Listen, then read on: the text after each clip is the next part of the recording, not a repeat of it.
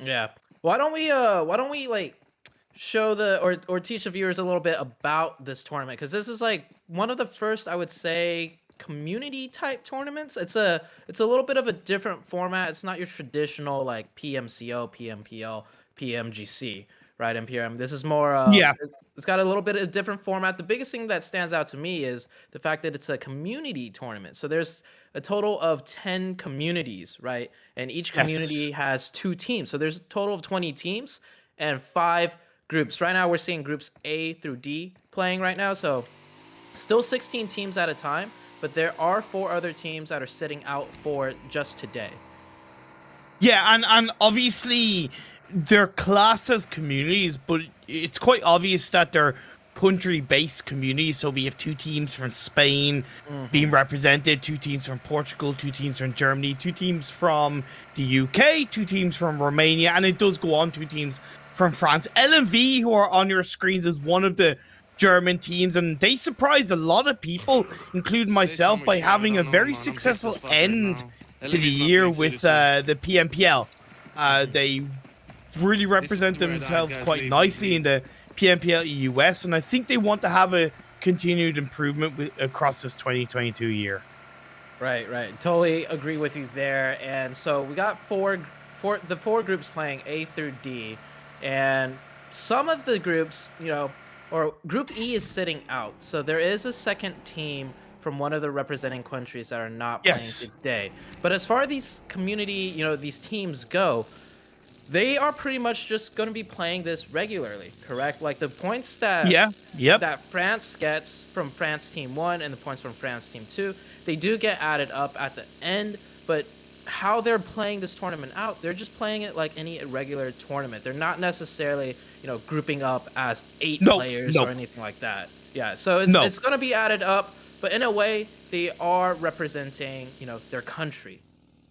Yes, exactly, and underlying in the back of their head, they'll be hoping their country compatriot team will Mhm. do well. But outside of that, in the game, it's every man, woman, and child for themselves, right?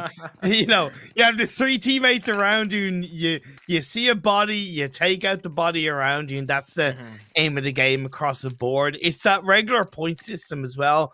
15 Mhm. points for a chicken dinner, 12 for second, 10 for third, going all the way down, and that elusive 1 point per kill. Again, it's a slower start to this game one. We have 4 games today, as you saw in the graphic before we started talking: Erangel, Miramar, Sanhok, and Erangel. So I think this first game will be a little bit of a good starting point, and we'll see the evolution across the next remaining games.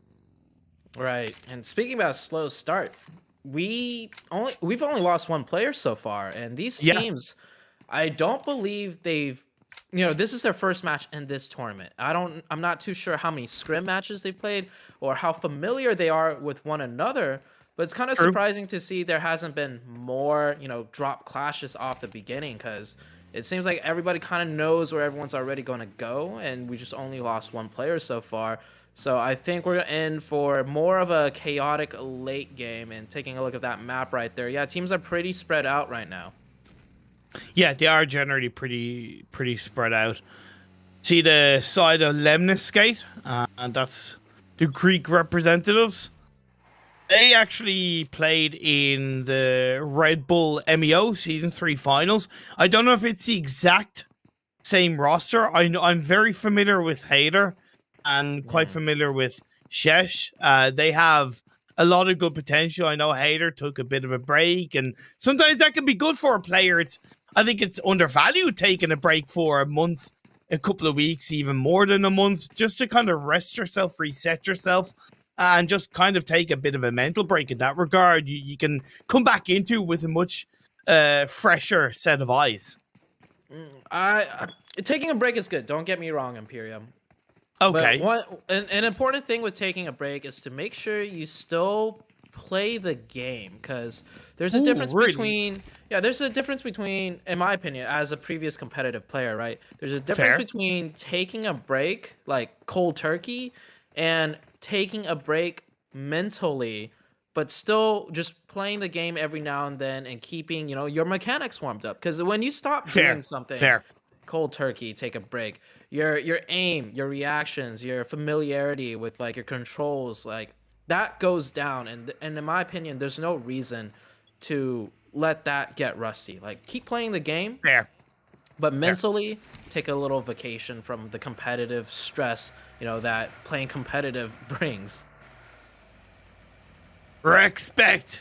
Absolutely love the team name. I have the jersey. I'm actually wearing it at the moment. I am wearing my Respect jersey. It's still not being biased. But I am wearing my Respect jersey. Very familiar with the organization. The roster has changed compared to when they were competing in the PMCO last year. They have GOAT and BK. I don't know how to pronounce that name. I'm sorry if I'm saying it right, but when you include numbers and IGNs, it starts to get a little bit confusing. Hey, the name pops out at least, right? And speaking about Respect, true. but I'm gonna just go through real quick the teams in this lobby right now. So we Go got for it. Go for it. Respect, La Familia, YMCA Esports, Lemon Scots. I'm not sure if I'm pronouncing Lemon Skate. Lemon Skates. Okay, and then we got Game Lord, V100, Golden Esports, LMV, Chasmak Gaming, Showdown Gaming, Big, 4 Romania Men, Red Moon, Mega Power, Greek Army, and 7 Up. So those are the teams in this lobby playing right now, and we'll see them for the next 3 games as well. We will indeed. Red Moon, who is on your screen representing Italy. Red X, Koku, Alajab, and Versace. Again, I'm familiar with the likes of Red Moon as a team name, but I believe the roster is adjusted a little bit. That's normal when it comes to towards the end of the year, the start of the next year. You have teams wanting to prepare for the upcoming ecosystem, especially one that was announced as it's exciting to see, right? This is my first cast of 2022, so I took a break myself, as it happens when we were talking about breaks, and it was good for me because I'm coming into this a lot more invigorated, a lot refreshed. Now, compared to a player, I don't need to worry too much about, practicing my voice because I talk outside of commentating anyway, but having that kind of mental break away has allowed me to come into this year, at least when in terms of casting, to look at how these teams are playing, look at how they're rotating, and maybe get a fresher perspective on it. 100% agree with you. And this is one of the, I would say this tournament is on the lower level as far as like, skill is concerned, like just to be quite frank. So we just finished watching, the best teams in the world play, and we got spoiled by that. Like seeing we like did. Yeah, like seeing the technicalities of the teams that's been grinding for almost like 2-3 years, if not more. And like you mentioned, a lot of these teams here, completely new rosters, right? They might have just started practicing together. So we're definitely going to see a difference in the speed, the aggression, the play style. But as far as I'm concerned, like it's still going to be quite interesting to see how these teams, play out, how they take their fights, how they do their rotations. And the next circle shift is up, so it's going to shift a bit more to the western side. And first thing I notice is I like the spread out of all the teams. They're taking up quite a bit of ground. They're not playing like just right on top of each other. So they are confident in one another to hold a little bit of a wider split in certain areas. Of course, we're seeing a bit more of a convergence on the eastern side, a bit more of a cluster because of that western shift. Side of Lemon Skate starting to react as they make their move into this phase 2. Game Lord, the winners of the PMPL EU West League stage, but didn't make it much further than that, will start to move in on that kind of northeastern side. I believe that's just outside the kind of Ozhawk area, so I think that's a good starting point. Get a little bit of elevated information on that position, and then you look to move in and make some moves based on what you're able to find out. Chasmak possibly going to get spotted by Respect as they still have a continued spread on that Potato Hill. One team that I don't know if you noticed, Zute, and I'm kind of curious on your thoughts, La Familia, they stayed down in Military Island on phase 1, what I liked is that they were relatively close to that western bridge. So as soon as phase 2 popped up, they were able to react. They were, and speaking about reacting, we got 2 teams engaged in a fight. Let's see which one reacts better to this engagement. It looks like YMCA does have the upper hand. It's a 3v2 on the screen. Another player of SOG goes down, and ooh, caught in a 1v4 situation, maybe a 1v3 situation, and he does not manage to get the clutch. That's YMCA. With the first team wipe, they do end up losing Ketu, but picking up 4 points for themselves. That's honestly an okay trade, in my opinion. I'd say that's a great return on investment. You know, take that right to the moon. Zute, 4 kills for the price of 1. You know, I'd take that any day, and I think it was good. Didn't see how it built up, so it's hard to really overanalyze it, right? But you take it when you're YMCA, and the fact that the fight seemed to close out very quickly is also a positive sign. Sometimes, you know, a team like in that kind of situation might be afraid to push it too heavily, whereas it seemed like YMCA started it quite quickly. They wanted to end it quickly, and indeed that's what they did. Yeah, they absolutely surrounded that last player, and I think it just came down to who had better gun skill, like just close range. It looked like it was a straight up hip fire fight. Those sometimes are really 50-50, as Golden for Rhea trying to make their rotation away. Golden looks like they were playing very split on this second circle, trying to control more ground, and it does work out as he does manage to make it away, but he will lose his car.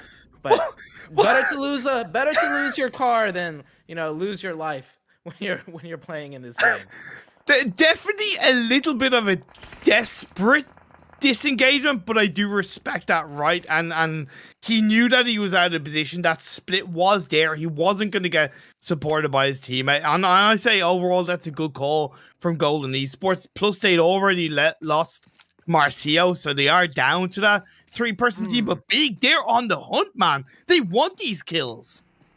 Yeah, it looks like they're chasing him down. Golden still continuing to be a little bit split up. They should... I know it's a 4v3 situation, but I still feel like they should come here and support their teammate. It's just not worth it to lose your team 1 by 1. I understand you're at a disadvantage, but what's the point if you're not playing together as a team? As Marlowski trying to do his best in a 1v4 situation, his teammate's still a bit further away, not able to provide the supporting fire, and Golden down to 2 players now, and Big just racking up those kill points. I like it. Big representing Germany, although a little bit of an asterisk as Mazzaro is Albanian. He was previously in that roster with Mihi and Beast back in the spring split of PMPL when they were playing under Destiny. It was then split up where in the next split of PMCL, Mazzaro joined a different team, and we are seeing a little bit of a difference in that regard. So now he's back with a vengeance with this roster, and it seems to be working out fairly well for them. Chazmak looking to play it in. Yeah, Chazmak, that is indeed Chazmak. Representing France, but actually no, Pocus is French. He actually is French. I'm just so used to him being in a Spanish team because he would play for UDR Killers. So as far as I know, Pocus is actually French, so this does make sense. I actually recognize a few of these names on the screen, but what's interesting is like you mentioned, they're under different teams now, and I mean that's just how competitive goes, right? Across the world, across the region, teams always shuffle players, and everybody's just constantly trying to find the right synergistic group to, you know, take that team further. And before I continue anymore, we got a hard shift down to the southeast. Now all the teams do have to come up in this area. I personally love this area of Erangel. It's quite dynamic, a lot of low ground, high ground, different compounds involved, so it'll be interesting to see how these teams navigate this rotation. Coastal line of the mainland is in play as Chazmak do go for a little bit of a wide rotation, a tiny bit blind, and they do get caught up by hype. And then 7 is knocked down and will not get picked up. The rest of it seems like, yeah, you're on your own. But he's same with one of the YMCA players as they try and go for a rotation on the coastal line of that mainland. La Familia, who made their way across the military island, do have that hillside. They're taking control. One thing I want to note right now, these rotations, usually at the higher levels, PMGC, we don't see players or teams just lose, you know, a player here, a player there on rotation. So there is quite a stark contrast on, you know, how these teams are playing out. Maybe, you know, not the best or cleanest of rotations, as YMCA lose one on rotation and then they end up crashing a compound quite blindly and then getting wiped right there, and another team taken out on this shift. A lot of teams not really being able to navigate this shift. Like I mentioned, I was curious to see how they do it, but Golden, ooh, getting away with 1 HP right there. Okay, Akashi survived by the skinnier teeth, representing Game Lord. The 100 is in front of them, and the 100, they're not looking in the best of conditions, I might add, as a LMV representing Germany down on the coastline of that mainland. They have good spread, good sight lines, but they need to be careful in terms of not getting caught out. Blix from the 100, like I said, not looking in the best of spots. Back onto the fight between Golden and I believe that is Game Lord, by the way. Game Lord. Okay, this is Game Lord. Thank you, Imperium. So we saw one of the Golden members almost go down, but his teammates had the returning fire, and they're actually at the advantage getting those 2 knocks and playing aggressive. They need to break into this circle. You can see Game Lord is essentially quite in their way, but works out better for Golden as they confirm 2 knocks, confirm a kill there. Now it's a 4v2 situation, and what will Game Lord do? I do imagine they're just going to rotate out of here and try and survive, but Golden, they're chasing them down, Imperium. Yeah, I see Daddy gonna be looking to move away from the 100. Sorry, move away from Game Lord. My apologies. As the 100, you could say they're down to 50% of their team. Oh, see what I did there? 150? Okay, I'll get my code. Welcome to 2022 casting with Imperium. It doesn't change. It doesn't change. As we do move in the phase 3 blue zone, 19.5 minutes into this game, La Familia, LMV holding on to that kind of southwestern side of this circle. Nice shot. It looks like that player was quite, he got found out and caught. The snipe straight to the head, playing quiet, does not work out for them. Another 2 teams about to maybe be in an engagement here. The circle did shift, so they might disengage this. Both teams might decide to leave, or if they commit to this fight, they're going to lose out on priority for the next rotation. This is 4 Romanian men. This is like the best of 4 Romanian men and 4 Romanian boys, right? Redox, formerly of 4 Romanian boys, with Rana, with Sarah, and Dexter, the golden child of 4 Romanian men across the 2021 esports calendar in the PMCO and the likes of the PMPL. But now phase 4 pops up and centralizes. Potato Hill is in play. We still have 13 teams. There's so many dips in this zone, Imperium. It looks like the center of the zone is just wide open area, but there's quite a few dips that teams can utilize. I'm curious to see, will these teams outside of the zone recognize those positions and just rotate to the center and just survive it out in the dips? Meanwhile, we have on the bottom left side of the screen 2 teams fighting, and we're switching back to this fight and back to this one. There's just fights going all around, Imperium. Nice play by LMV. I think they did a right call of kind of leaving it a little bit later to move in from that mainland coastline off the back of the phase 4 shift, and they've been rewarded with an initial kill as 4 Romanian men trying to stave off the pressure of Big coming in from the Pachinki Hill. They held on to for quite a while. Big have come in. They started this game off hunting down a player or 2 and a couple of other teams. Mihi staying down below, overlooking the Pachinki Field area, while Beast, Mizawa, Goldie stick together. Good 3-1 splits from Big in my eyes. Yeah, good split, but the rotation. Circle's already closing. I feel like they took a little too long engaging with 4 Romanian men, and it didn't go either way in anyone's favor. Four Romanian men, they just went ahead and went for that rotation. And on the other side, Golden, this team, they are not letting up the pressure, taking a fight with 7 up now. 7 up, 2 down. There's just 2 left, and he is going to be eliminated from Big. Let's see if the return fire can come on board. They didn't fight against each other on Pachinki Hill, but now it's going to be Golden going up against Big Louie, the last player standing, and he's being cooked out the window. He goes on towards the ground area outside the building, try and play around quite nicely, but it's 1 against 3. It's 1 against 3 for Louie. Can he pull off the miracle run as he dodged, duck, sips, dodge, and dodge? Doesn't work out. Big come out on top. He was like Neo from the Matrix. There's so many shots he was dodging, but I don't think it worked out for him at the very end. On the other side, we got 7 up, down to 2 players, trying to stay alive here, locked in a deadly engagement, and this grenade tries to throw it past the rock. Oh, past the car. It hurts him up at the tree. The tree is not big enough for that cover, and he will also get knocked down. And last member, Zans, trying to run for his dear life now.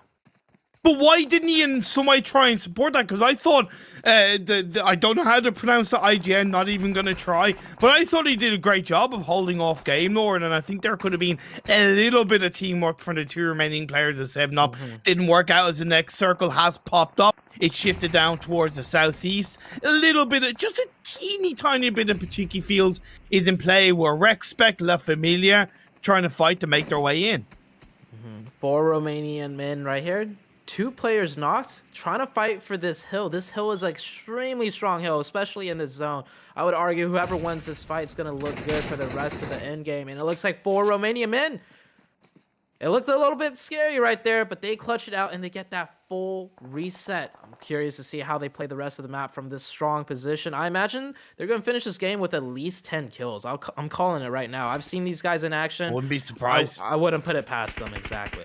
One thing that I really liked about that is it seems like they prioritize actually winning the fight instead of going for the revives. I'll always highlight it. Not enough teams do that. Oh, 100%. So many teams literally quite throw games because they go for a revive. This is the way I look at it. You have 1 player knocked, you're down to a 3-man team. You commit another player to go for a revive, you're down to a 2-man team. And I think that's a huge thing that a lot of teams have a huge oversight on. Meanwhile, these teams, Circle's already closing Imperium. They got to get into this new one, and it's looking quite chaotic. We got 28 still left alive. And because of how the circle is shifted, yes, there's bumps and ridges, but there's not enough to really commit into the center of the circle. So you see, outside of 2 teams, they're all playing edge. They're all trying to hover and balance the beast that is this phase 5 of game 1 and the PMECT. Shesh is knocked from Lemnis Skate. He still has 2 players up as La Familia. Hovering across the smoke, that blue zone is doing a hell of a lot of damage. The team is right in front of the Rexpect. Nacho gets caught out, but Evil Boy goes down to his knees. This is absolute chaos. Absolute chaos. We see a rainbow of colors of teams on your top right. Everybody's just trying to find whatever cover, whatever little dip that they can, and players shooting in from the blue, getting shot out from the blue. It is just all out chaos, back and forth, every which way left on this map. For the amount of action that the 100 seemed to be in earlier on against the likes of Game Lord, they've done a hell of a decent job to stay up as what seems like a full squad in a 2-2 split, I think, or a 3-man team at least. But Mega Power is a team that impressed me personally when I casted them in the PMCO. They're still in as a full squad in this game 1, gonna go up against the fresh side of Chazmac. Chazmac holding down the defense with only 3. So Mega Power do have the advantage there, but the zone is going to start pressing in on them in 10 seconds. You see the players snaking, trying to move their way up. Chazmac's got to be careful to not get snaked out by those players. And they are going to make that push right now with the car. Hopefully they have some players covering them. Meanwhile, Rexpect on the other end, just doing what they can to break into the new circle and survive. And GLD definitely not letting up the pressure. Up to 6 kills already, down to 2 players, but they do have the edge of zone in their favor. Can they make it in though? Just barely. Narvello, you only have 7 bandages, and I get that you don't really want to prioritize the healing. You get the shots off on the go. Nearly finds it, hovering across the blue, playing it around as he gets a couple of shots on the waist, and then he goes right into his face, and down he goes to his knees. Victor is still alive. He has not been spotted, but look at the amount of players around him, right? You have Mega Powers here, you have Game Lord there, you have Versace and the rest of the Lemniscate side as La Familia hold it down. But they go down in the end at the hands of Chazmac Gaming. 5 teams left, 11 players. Respect the last player, Salazar, is being spotted out by Victor, who's proning, snaking, waiting to strike as Salazar dips away. I love how Victor's teammate dropped some meds, dropped a drink for him. You saw right there, they know in this late stage of the game, it's very rare to be able to get a safe revive, especially when you have to snake. So I love the teamwork out of that, just utilizing whatever they can. On the other side of things, the circle did shift down here. It looks like Chazmac is still alive, so it looks like their defense did hold off. But in a 1v2 next to Team 8 right there, can they get that revive, Imperium? It looks like they might be going for it. We've got 2 French sides in the top 5. That's looking pretty good as Game Lord finally goes down. That's one of them. Down to our final 4 teams. Respect, Lemniscate, 100, and Chazmac. That's France, UK, Greece, and Spain. Chazmac under so much pressure either side. You have Respect spraying up. The revive was laid down onto Goat to keep them up as a duo. Shadow in, unfortunately, tries to prone down, doesn't work out. Chazmac are eliminated. We're into our final 3. I want to see the 100 take advantage of their position in circle. They could essentially fight 2 teams at once because the other 2 teams fighting each other on the way in. The 100 looks good right now. They got 7 kills. Rex goes down. Rex loses 1 member. Versace, team number 8. Which team is that? The 8 symbol again? Lemniscate. Let's go. They're down to 1 as well. 2v1 situation, and there we go. I believe that was the 100 taking the first one with a total of 10 kills. Icy with 7 alone. Ice, baby. Talk about freezing everybody around them. And like I said, this team was under pressure against Game Lord, I think in like phase 2, give or take, Zute. So for them to kind of recover from that, get themselves back together as a squad, and mentally kind of still continue to prepare themselves for the late game, I think it shows their resilience. I know 2021 they showed a hell of a lot of resilience. Well, it seems to be no different, even though it's a slightly adjusted roster for 2022. 100% resilience was definitely shown there, and I'd have to say, to be able to win the first match of a tournament, it's always going to be messy. Like we saw how messy that was. I think it was coupled with the fact that that zone is a very difficult zone to play in. Like not much hard cover, but a lot of dips, some trees here and there. Everybody was just scrambling to find some sort of way in. But the top 3 teams, that must be a huge confidence boost to start off this one strong. So very good to see that win out of that one. And overall, I think that game went pretty well. I saw some aggression out of some teams, some really good 4v4s. One team, kind of laying down to the wayside, but the teamwork was there. The aggression was there. I think we're in for a pretty exciting day, Imperium. Yeah, really, I couldn't have said that better myself. I know there was that little bit of kind of, lull in the start of the game, but I always say that's normal at the very first game of a tournament because teams are trying to feel each other out, right? And you're trying to get a bit of a bones of the lobby, and you just want to be that little bit extra cautious. But like you highlighted, I think there's a little bit more early aggression than we were expecting, and we did see teams start to take that fight. Like, even that YMCA, just straight up squad wipe, I thought that was like, okay, teams are playing with a little bit more purpose than I was expecting.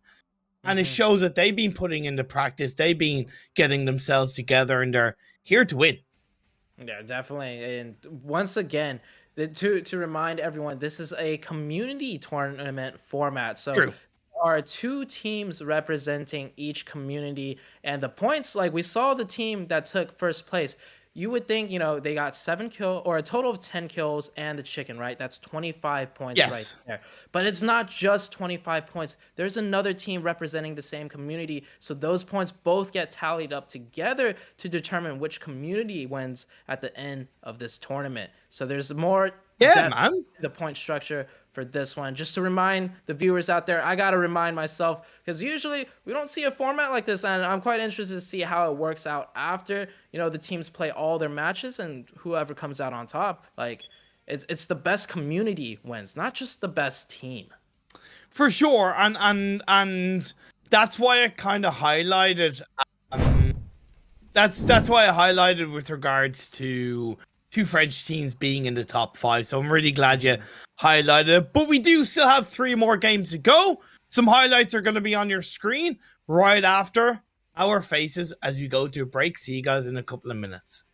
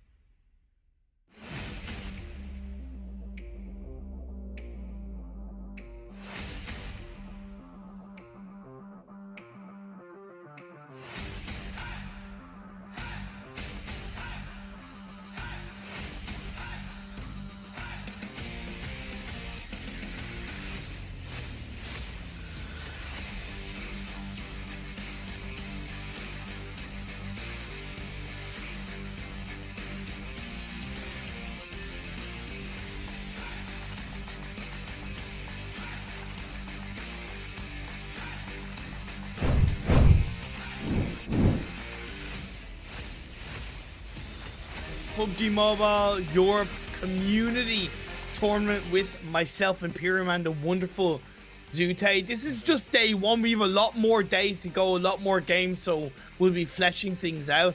But it was a good start. It was definitely a good start. The action was good. I think we got to see a little bit of everything. We saw some early 4v4s. We saw some third partying. And then, of course, the late game was more chaotic than I would have expected. I thought it would be a little bit, cleaner, but it's fine. Battle Royales are meant to be, you get into the nitty and gritty of things. And that zone ending, I think, really, just heightened that to another level. Yeah, I don't think the circle shifts were too painful to deal with for the teams. At the start, it kind of hovered around Military Island, but it very quickly moved away, even on Phase 2, for example. Yeah. And yeah, okay, where it ended, as we alluded to, when it came to that late game, a lot of teams were forced to play edge of circle, right?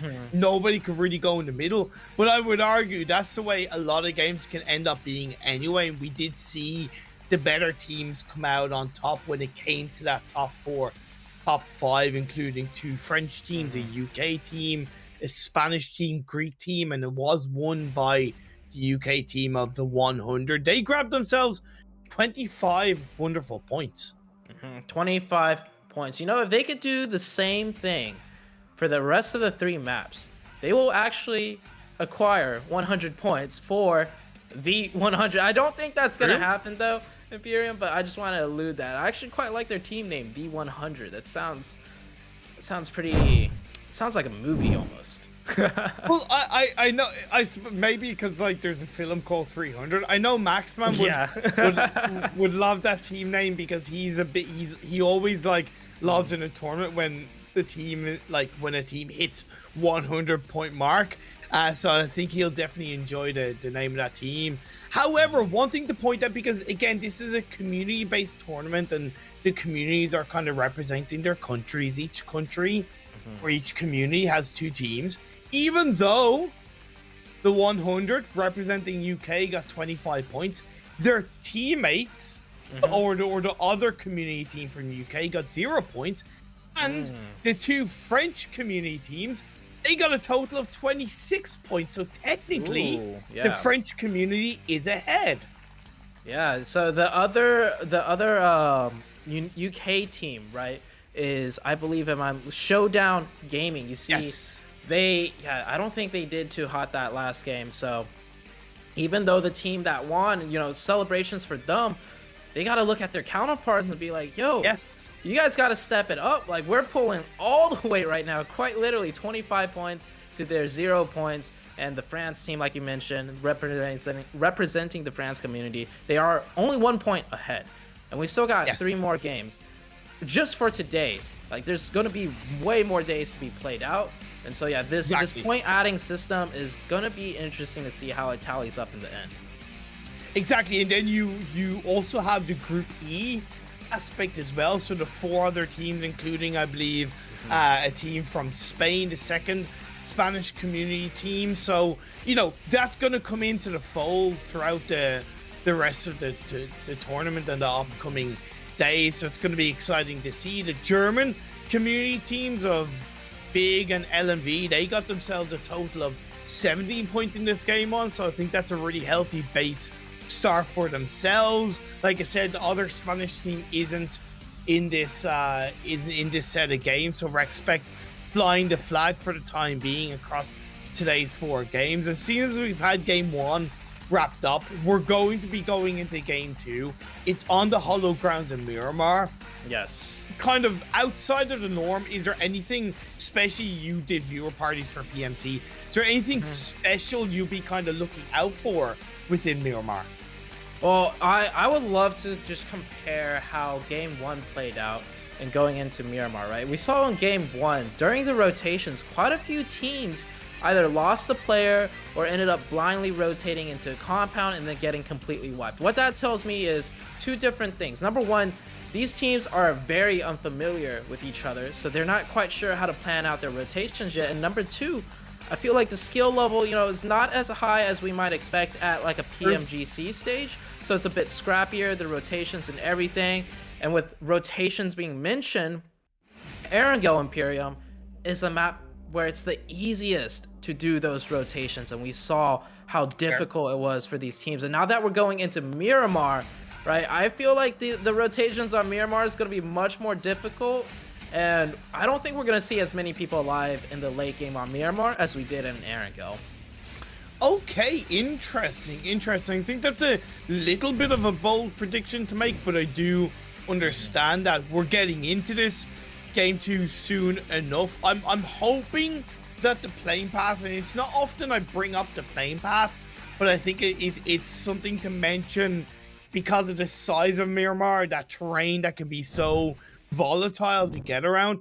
I really hope it's a good playing path. That's one thing that I would like to see as we are into this game 2, 7-Up starting to drop down. Hopefully we can get a bit of an idea on where that playing path was, but it doesn't seem like that's the case. Right now we're a minute into the match, but some players are still dropping off. It looks like this is probably one of the later drops as they're still flying through the sky. And there we go. There's that plane path you asked for, and quite a perfect plane path. And Respect, that orange team on the center of your screen, a little bit to the top left. Look at that split. Quite a huge split, taking advantage of, just securing vehicles. And I say on Miramar, you really want to drop split if you can, just because when that first circle pops up, the wider your split, the more priority you have over getting information on what's a good position that's open on that first circle. Normally I say yes, but in this situation, I'm going to disagree because we have teams in this lobby that may not be fully familiar with each other. So if you split drop and you're not aware, you're not familiar of how teams drop around you, you can get caught out. And in Miramar, losing players early on is much harsher situation to deal with than in other maps. So I agree, but in this situation, again, I kind of will have to say you're better off dropping together, as two teams have dropped in San Martin together. That's Game Lord and Golden Esports. Game Lord and Golden Esports. I think this is going to be a stalemate. They are quite split down the line. You can see that huge gap between Game Lord and Golden. No one's going to really want to cross that. That's like no man's zone right there. So right now they're just kind of staring at each other. Maybe they'll get a lucky opening if one player peeks for too far. But I think even at this skill level, everybody knows, if you peek for a second too long, everybody's aim is still on point and you easily get knocked. So I don't think anything's going to happen here for quite a little bit. And if anything, they should just start looting up and find a different way to rotate out of that nasty engagement that could happen in a city like that. The phase 1 popped up, and not only did it complement the playing path, but it's just so central inside this map. I think we're gonna have a very quiet early part to this game, Zute, where teams are gonna have a lot of freedom to move in. We're not really gonna have too many kind of wild interactive rotations outside of possibly this one. So I think we can just sit back, relax, enjoy what we see in front of us, and hey, have a little bit of a chit chat, a bit of a podcast. How was your kind of end of 2021 and start of 2022? Have you been enjoying it? I mean, at the end of 2021, I was just looking to the beginning of 2022, and why? Fair. Well, I mean, Fair, mate. PMGC Grand Finals. I was quite excited and ready to see what would happen. And I mean, at the end of 2021, right, we saw PMGC East League conclude. And the biggest thing that stood out for me was it looked like the Chinese teams weren't as dominant at the end of the league stage, anyways, right? And well, I mean, we all know what happened just like, a day ago. Or was it only a day ago or was it 2 days ago? A day ago. It was only yesterday. Oh my gosh. Yeah. Time flies so fast. I feel like it's been at least 2-3 days, but I mean, China number 1 again. What are your thoughts on that one? China, look, yeah, for sure. I think it was a little bit more of a confident victory compared to last year, but I also think international teams proved themselves a little bit more heavily this year, and hopefully teams and players that we are seeing in this community tournament can be a part of that continued evolution in the 2022 years. The fight starts to break out between Golden Sports and Game Lord. An initial kill onto Louis does put Golden Esports down to 3 players, and it's a poor split across the road. The good thing is that a knock on a Spicy. Victor is going to be stand up. Santoli gets a knock with the help of Narvello across the road. That's good teamwork from Game Lord.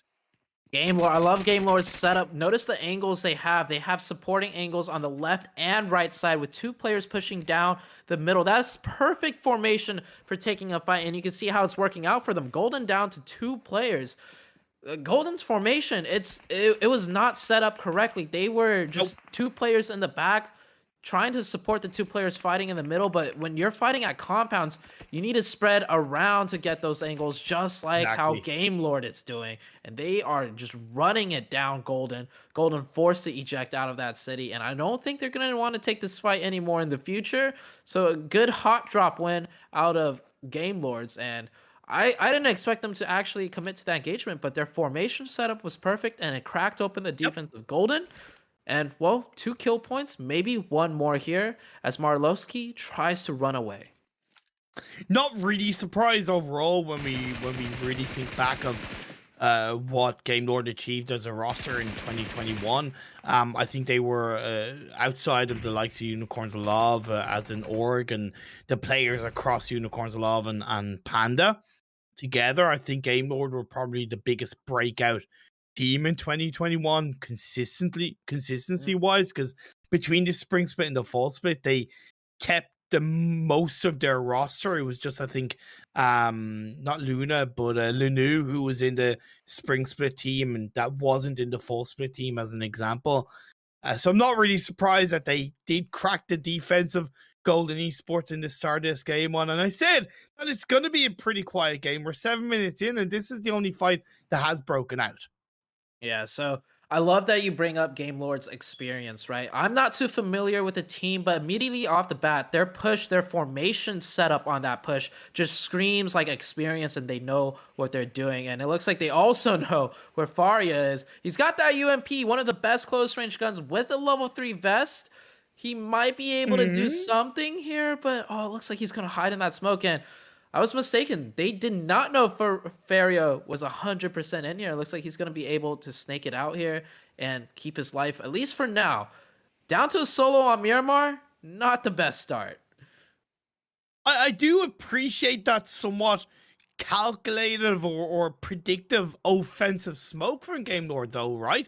Because it did stop Faria getting any kind of backstab. I know he probably would have died, and there's less chances of that backstab happening, but you expect the worst, right?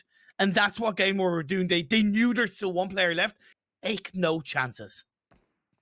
Definitely. They were even pushing together as a group in a 4v1. So in case Faria did decide to peek out and start shooting, they had their contingency plan ready, which was to just trade the players out. And, well, slow start. Well, color me wrong, Imperium. We're off to another fight, and the second circle hasn't even popped up yet. We're looking at Mega Power versus Big, and it looks like Mega Power is quite surrounded. If you look at that mini-map on the top right, they got an off angle on the backside, and there we go. The off angle strikes through. Mazzaro picking up the opening there. Mega Power down to 3.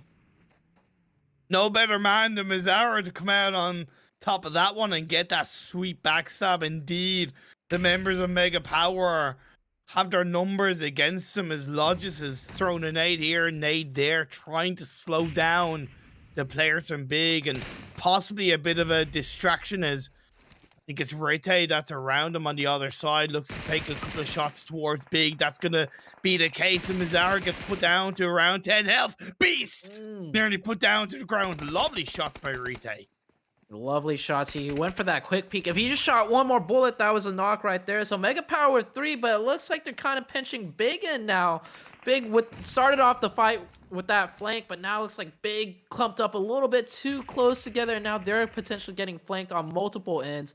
4v3 situation, but the 3-man team with better positioning. It still comes down to the gun skill and the utility use, though, to see which team comes out on top here. And that smoke usage from Big, right? That's allowed them to just disengage a little bit, reposition a little bit. They still have that 3-1 split.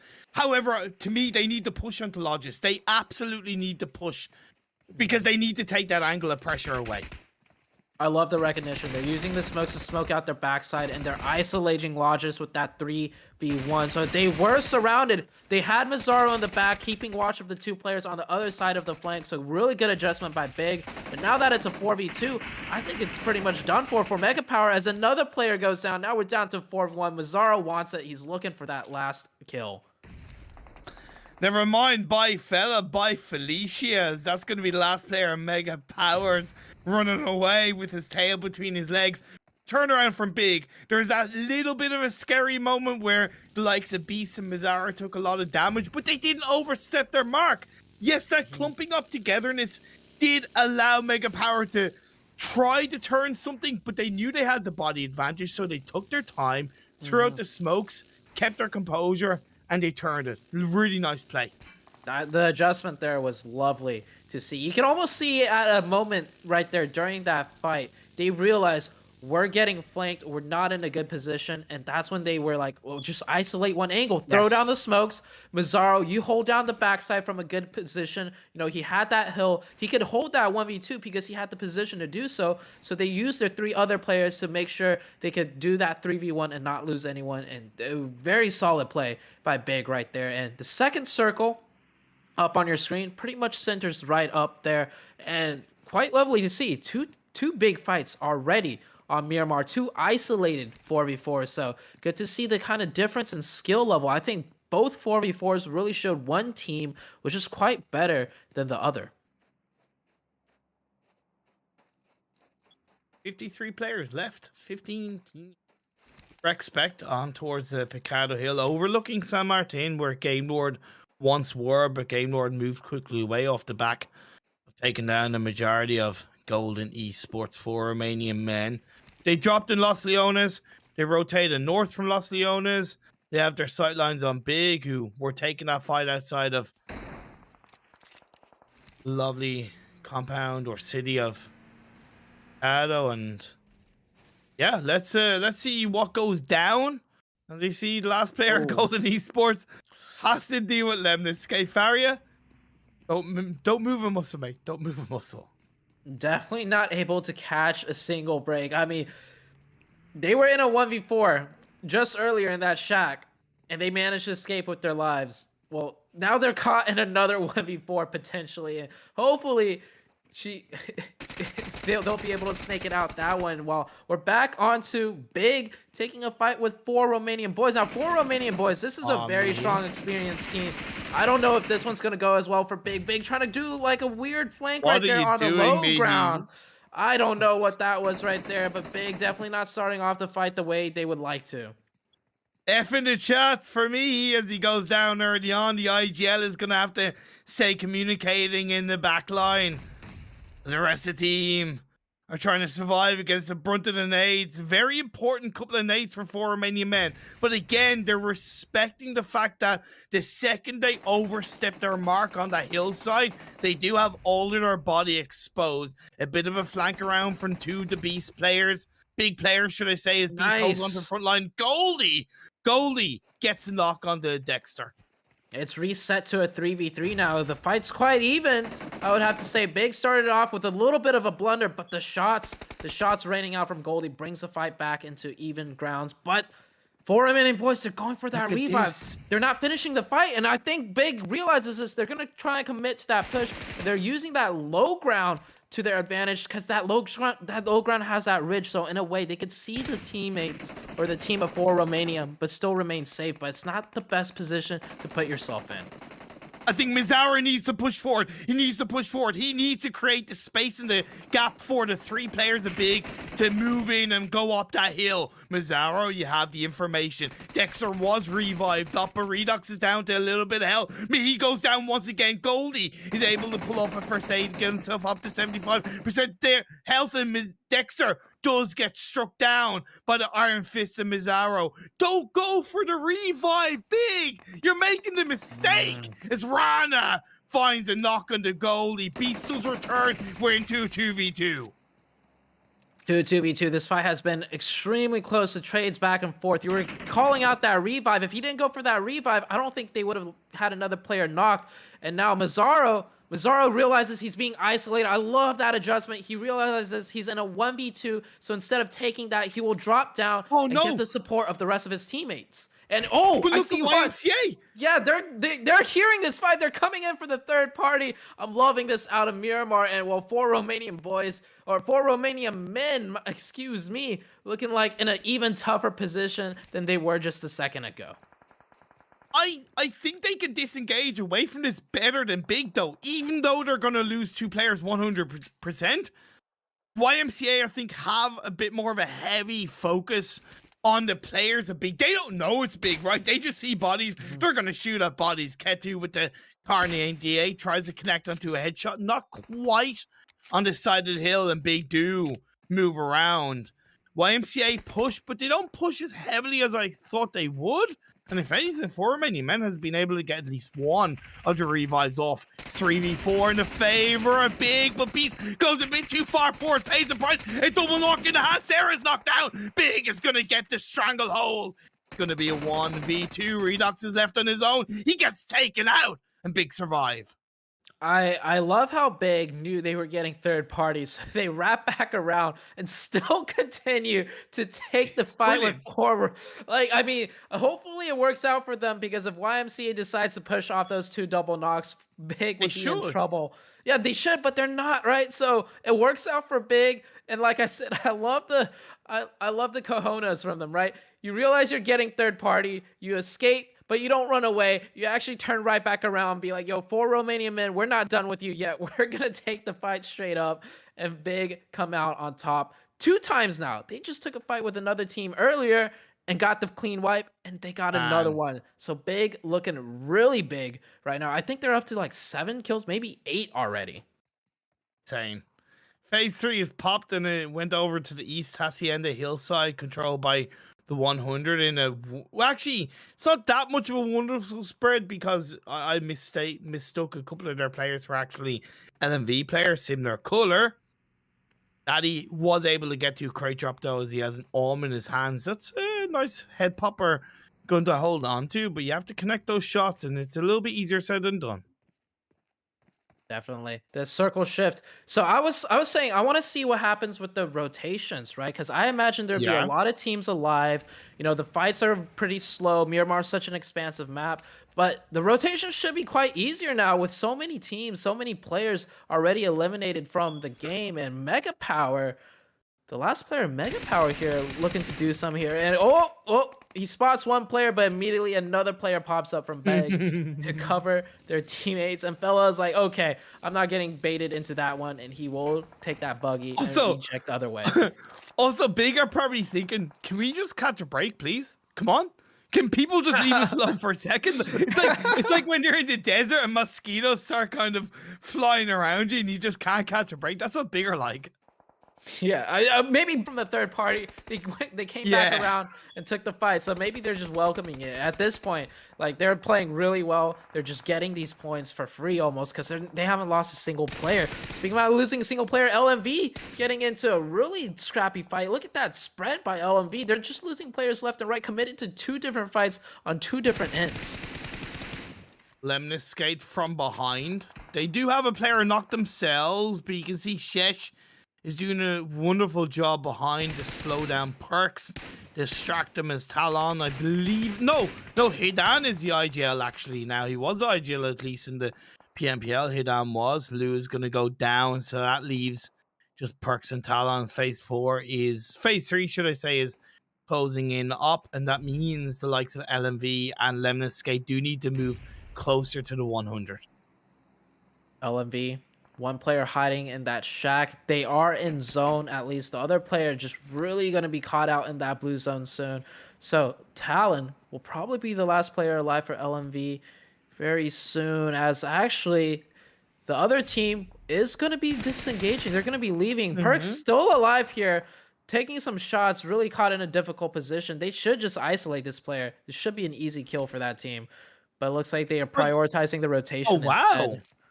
Wow, and I kind of commend it, but I also don't agree with it when you're looking at the bigger stage of PUBG Mobile, picking that 4th player up.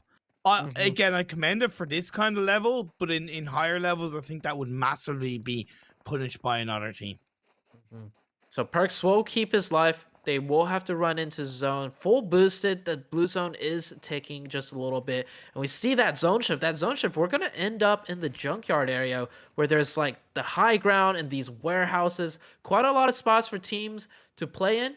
But the question is, will the teams be able to rotate into these positions? Because there's that huge buffer of the high ground in the surrounding areas. The 100 they do have a great spread. They have had a great spread. Now we're getting to the point in the game where spread can become very risky as Big send it in to graveyard position a little bit blindly and do pay the price. Mizaur, the last player up, getting punished by, I think, the players from Rexpect. Indeed, that is the case. Finished off. A couple of third-party shots. Not looking good for Big. Not at all. Big sound to that one player, but Mazzaro's keeping it alive. He gets one out of respect, and there's two more.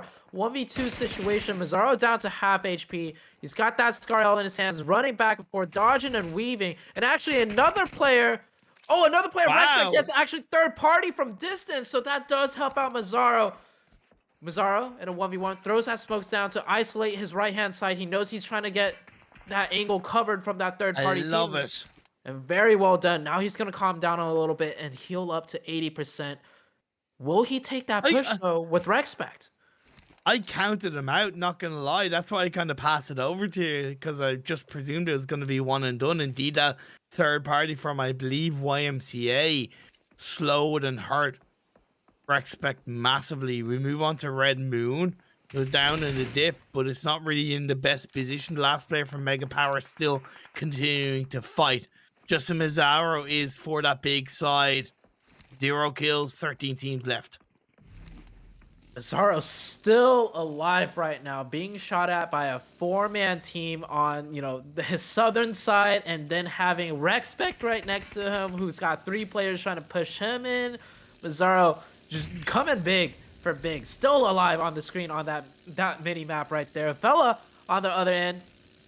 Also a solo player from Mega Power going for that rotation. That circle did shift, and I think he's going to be stopping next to YMCA. 4 members rotating by in cars. I think he's going to not shoot, actually, because he doesn't want to give away his position. He's going to take a couple of shots towards one. Will not connect. I thought he was going to not take shots and just grab the information as well, but indeed, he's made it into the southern edge of the circle, just like Mazzaro moved away from Rexpect into the loving arms of the graveyard central buildings. 7 up, have a 2-2 split on the northern side of the circle. I actually love the way Mazzaro is playing right now. That circle shifted, right? He realizes YMC is going to rotate. The team that was kind of helping him out with Rexpect, he knows on that circle shift, Rexpect would then have a chance to isolate him, so he takes the risk to just run over in the open, go to the center zone. It could have not worked out. He could have gotten killed right there, but I love the risk calculation there, and it is going to work out for him. GLD here with up to 5 kills, picks up another one right there. They got to rotate in that circle while all the teams are going to have to congregate in that junkyard area now. I really don't agree with the amount of teams that were kind of rotating around / through Minas Generalis. I think it's an incredibly risky area to play around when you're getting into phase 3, phase 4, phase 5. Either way, they've made it work out for the time being. Salazar, Rexpect, 1 nade. We'll see the end of him, but it doesn't connect. He has 2 teammates around him as Red Moon try and find a gap in. Ed has been spotted out. A couple of headshots is going to put on board, but Salazar is going to be put down to around 30 health. He goes down with beautiful backup by Red X. That cover fire worked out perfectly. Rexpect down to 2 now. My question is, I feel like he should have just gripped up with his team over here. I like, the idea of playing a little bit split, control more territory. But if you're going to play split, you got to know how to group back up with your teammates. Exactly. If you don't do it correctly, you just lose a player unnecessarily. 7 up right now on the high ground, on the northern edge, in a very controlling position. They're able to look at Lemniscate down here and pick up some easy shots.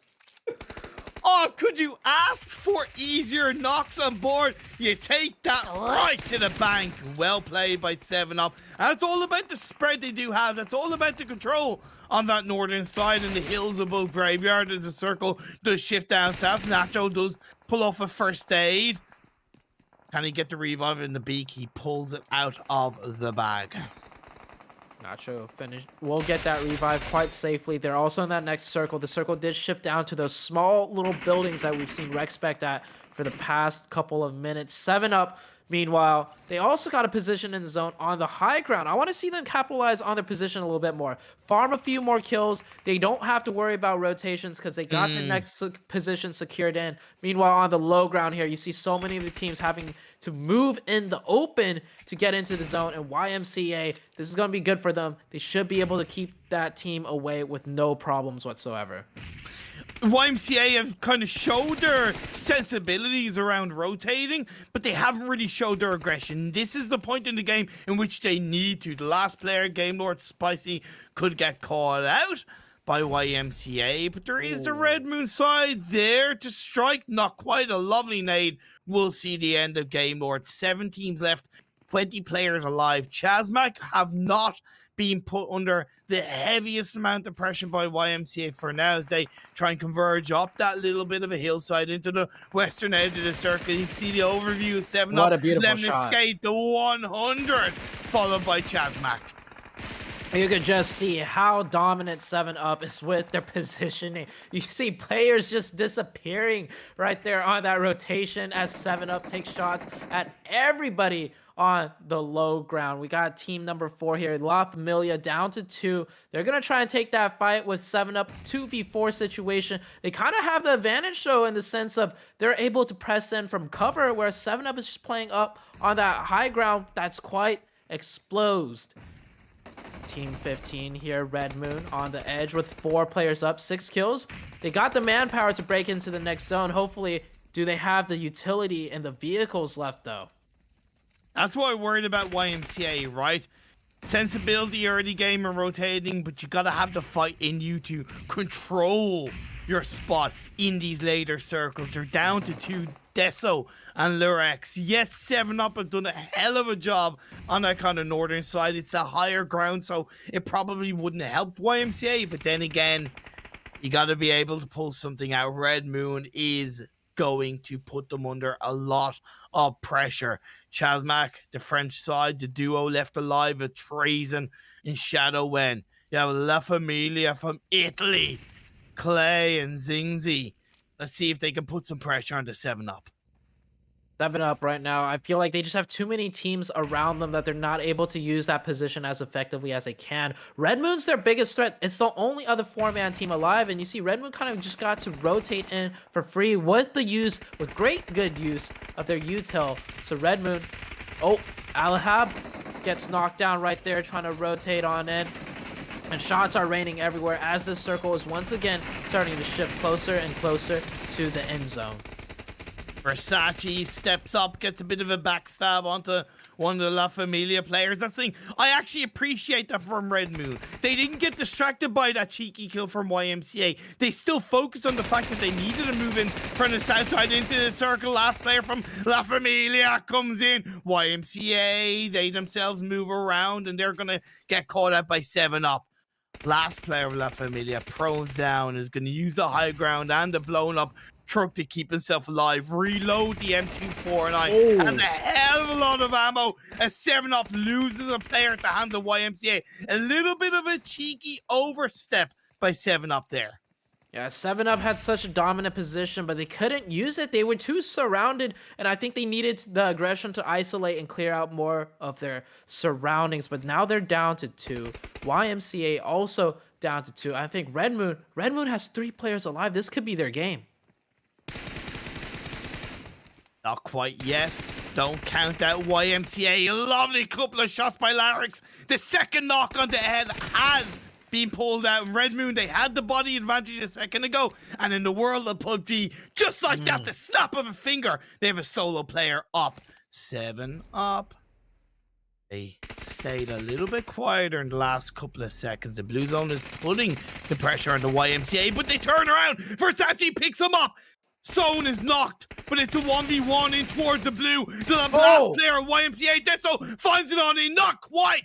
Wing goes over to 7-Up.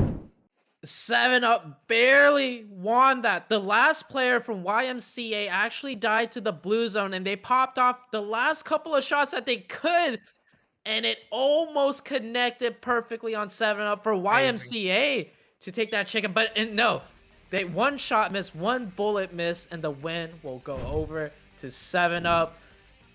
That was not the Miramar game I was expecting. I was expecting more of a cluster towards the end game, but the pacing was really good. We saw early fights, early 4v4s. We saw early third-party attempts, and all the way leading up to the end game. That was a well-paced out game, and it was just quite beautiful to see how some of these teams employ their strategy and adjustments.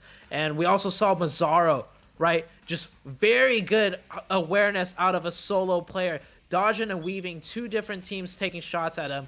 And I think the players here have the skill. The individual players here have the skill, but it's going to take time to see more of that teamwork shine through as we play the upcoming matches in the upcoming days.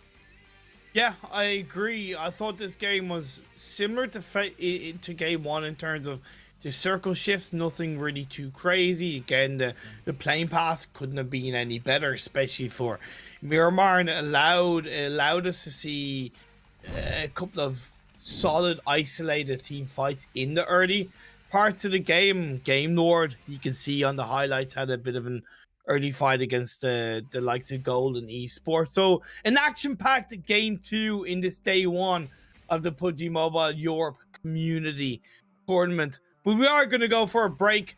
Watch the highlights on your screens, grab some popcorn, grab yourself a drink like me and Zute will probably do, and we'll see you back for game number 3.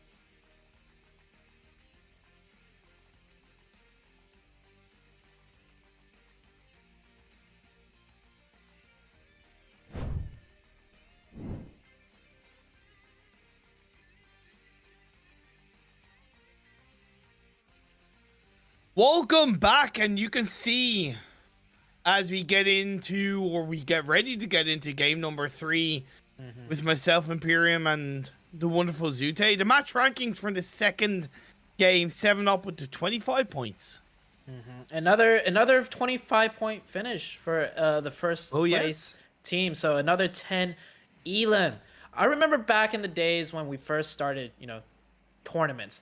The chicken dinner team had like at most maybe 5-6 kills, so it's good to see teams are taking advantage of their positioning. I was kind of knocking a little bit on 7-up, like I feel like they could have done a little bit more, but hey, at the end of the day they got that win in, and that's what's important. But we're already about to head into match number 3, and we're off to the hollow grounds of Sandhawk Imperium.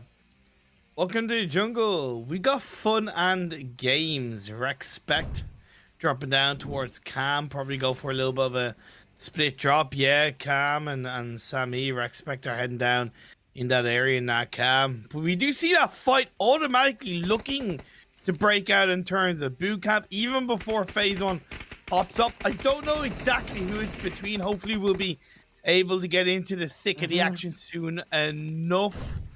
Yeah, I don't know what two teams are fighting it up. It is going to be Mega Power going up against SDG, if I'm not mistaken. Yeah, I'm squinting my eyes here as well, Imperium. But if we look at the bigger map, there's hot drops everywhere. There's one going on in Paradise. There's also one going down in Painan. And I love the fact that 3 big major hotspots, right? Paradise, Painan, and Boot Camp. All teams, 2 teams there contesting it. And yes, this is SDG Showdown Gaming representing United Kingdom. They're already down to 2 players. Mega Power definitely looking like they're coming out on top for this one. There's a fine line between risk and stupidity. And I hate to be really rude or come across as being really rude, but I consider this stupidity from Showdown. Considering when you look at the results in the first 2 games, they got 0 points.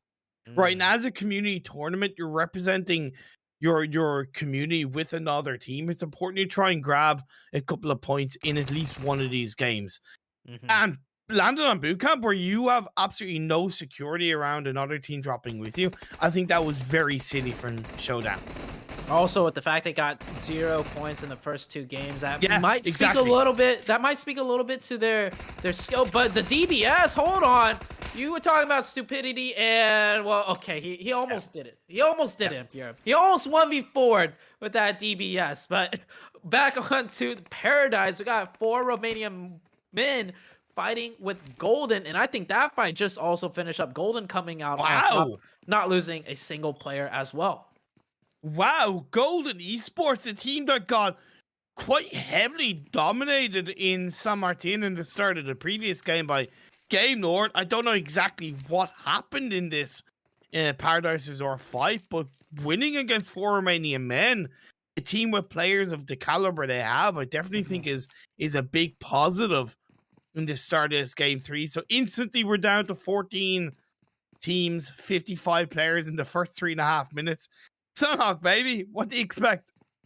Yeah, okay, so I mean, I'm thinking back to like PMGC, right? Where at the beginning of the Sandhawk match, not any hot drops, right? Because teams are so familiar with each other. They know where everyone's dropping. They know if they could take a fight with a team or not, and if they feel like they can't, they're not going to drop there. But coming into this tournament, this is what I love about a fresh tournament where teams have not played against each other yet.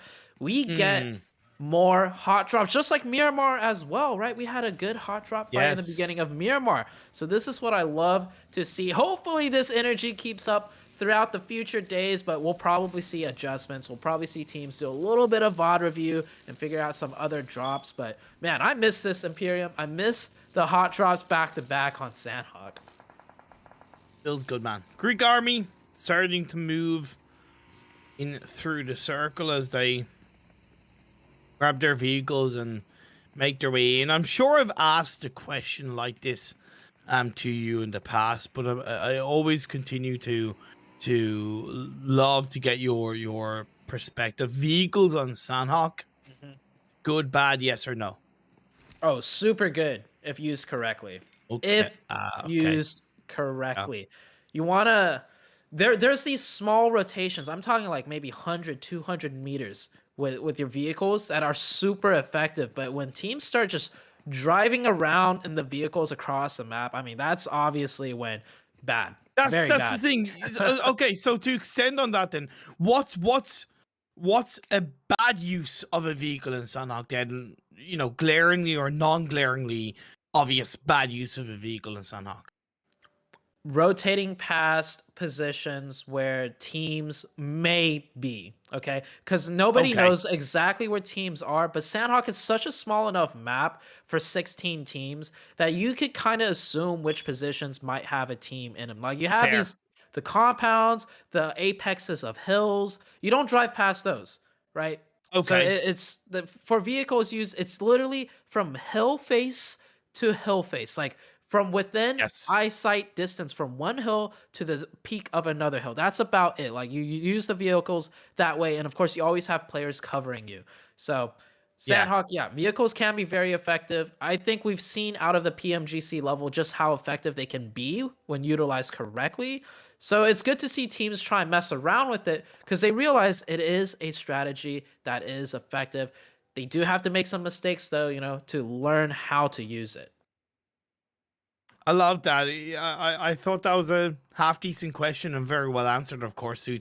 That incorrect use of a vehicle. Red Moon and Seven Up, the hill either side of ban area. It's a good place to hold on to. It's a good elevated position either side. You can see Red Moon together as our 7 up. Well, a little bit more spread out for themselves. Another strategy that, of course, is not liked by a lot of people, but it will get teams points. It's a heal Ooh. strat. I'm curious how many teams will pull off a heal strat. I mean, I knew what you're gonna bring up when I know. you were saying not a lot of people like it. The heal strat, that is, I've seen on Twitter it become referenced as a political debate amongst players. Like it is such a hot topic, honestly. Like It is. It is. as It's as very far divisive. yeah, as far as the players go, right? Like when the players do it, I'm all for it. Because when you're a competitor, the goal is to get points however you can. So if you're a team that relies on the heal strat, make use of it. That is of no fault to the players themselves. I know as I viewers, think yeah, go ahead. uh, just kind of don't hate the player, hate the game. Exactly. Exactly. Very well put. Very well put. And I mean, just one team that comes to mind, Nigma Galaxy, right? For Yeah, PMGC. Every game on Sandhawk, if you look in the chat, people are just like, get ready for Nigma Galaxy healing to second place. And hey, that's exactly what they did. And they ended the tournament doing extremely well overall. So I mean, you can hate on that, but at the end of the day, they're the ones bringing in the money for themselves. So respect to that. exactly. Exactly. And of course, especially in bigger tournaments, you do have a limited amount of Sanhok games compared to other maps as well. So that's something to consider. To give credit to Nigma, their first chicken dinner was in a Sanhok game where they didn't heal in the blue and they end that game as a full squad. So I think Mhm. shows that, yes, you can rely on the heal strat, but you also need to at times evolve past it. And I think that's something that the team should always be considerate of. I'm Mhm. not a fan of it being a plan A, but I am a fan of it being a plan B or a plan C, right? Where you kind of say, Yes. hey, we're going to, let's say, rotate in, play a little bit on the edge, but the circle shifts violently against you, right? And Yeah. you're at phase 4, the circle shifts massively away. You're not getting far past into that next circle. So what do? You give all your meds to that one player, send the 3 into the circle to hopefully get a couple of kills, to slow a couple Yeah. of other teams down, and that 4th player heals up and hopefully gets another 5 to 6 extra points on top of a couple of kills. Yes, I 100% agree with you. That is the way to play Sandhawk. And I love you brought up that Nigma Galaxy actually won a Sandhawk match as well, right? It's just literally Yeah. taking advantage of the RNG. This PUBG Yeah. Mobile It's a huge RNG based game, and you want to utilize your chances of maximizing points at every RNG, different occurrence. And for Nigma Galaxy, RNG worked in favor of them for the first Sandhawk game, and they took it. They took the chicken dinner, they secured it, and it was not an easy win, so to say, but they knew how to get that chicken and those points. Exactly. And then in the other Sandhawk game, circle shifted really far away, and once again, maximize, your point gainage. So they just went for the heal strat. So either way, like the heal strat on Sandhawk, it'll be always debated, but at the end of the day, if you're a team that knows how to play whatever situation possible, that's what I want to see. That's what I love to see. Phase 2 popped up and it kind of centralized a little bit around Paradise Resort, where Golden Esports continue to hold on to that region. We see a couple of teams now inside the blue, along the likes of Respect as they come in through Camp Charlie, I believe it is, on that south side. So they're going for that very slow rotation. Right now, Nacho has 32 heal strats. I wonder, out of Respect, who's going for a heal strat. Sorry, I'm trying not to harp onto it. It just happened to literally, like, that's RNG. It just popped onto 32 first aids. Yeah, I think that's a heal strat. He is he's got enough first aids to be a hospital right now. Him driving around in that car, he's quite lit. I like this the second time he gets in that vehicle, I expect that vehicle to change into an ambulance. That's an ambulance right there. Nacho is literally driving an ambulance right now with 33 first aid kits. Oh my god, oh my god. Hopefully we can get a bit of a perspective of where other teams are as well, because again, I don't really want to focus so much anymore on anybody pulling off a heal strat, because I think it's something that we've highlighted already. There's only so much to bring on to. YMCA, there you go, team that we can start to talk about on that eastern side. I think it's good the way they're all moving as a unit. I think it's a little bit understated, and holding on to that coastline, it allows you to kind of focus a bit more on kind of one direction only, and you don't have to worry 360 degrees wise. They are rotating together as a team right now, and vehicles. See, this is a good use of vehicles. They're covering a lot of ground, but they're on the very edges of the map. They're not trying to rotate into the zone. They're rotating around the zone where there's less likely to be players, right? You can rotate into zone on a map like Erangel and Miramar, but on Sandhawk, that would be the incorrect use, and you could easily lose players left and right doing those type of rotations. And looking at the bottom left, Big spotting out a player right there. Big just constantly getting into engagements, constantly getting into fights. This team, Big, I really am starting to love the way they play, and I think they're starting to flesh out their team, team play style already within the first 3 games. Like, this is the first time for me seeing Big, and I can already tell what kind of team they are, and I'm loving it.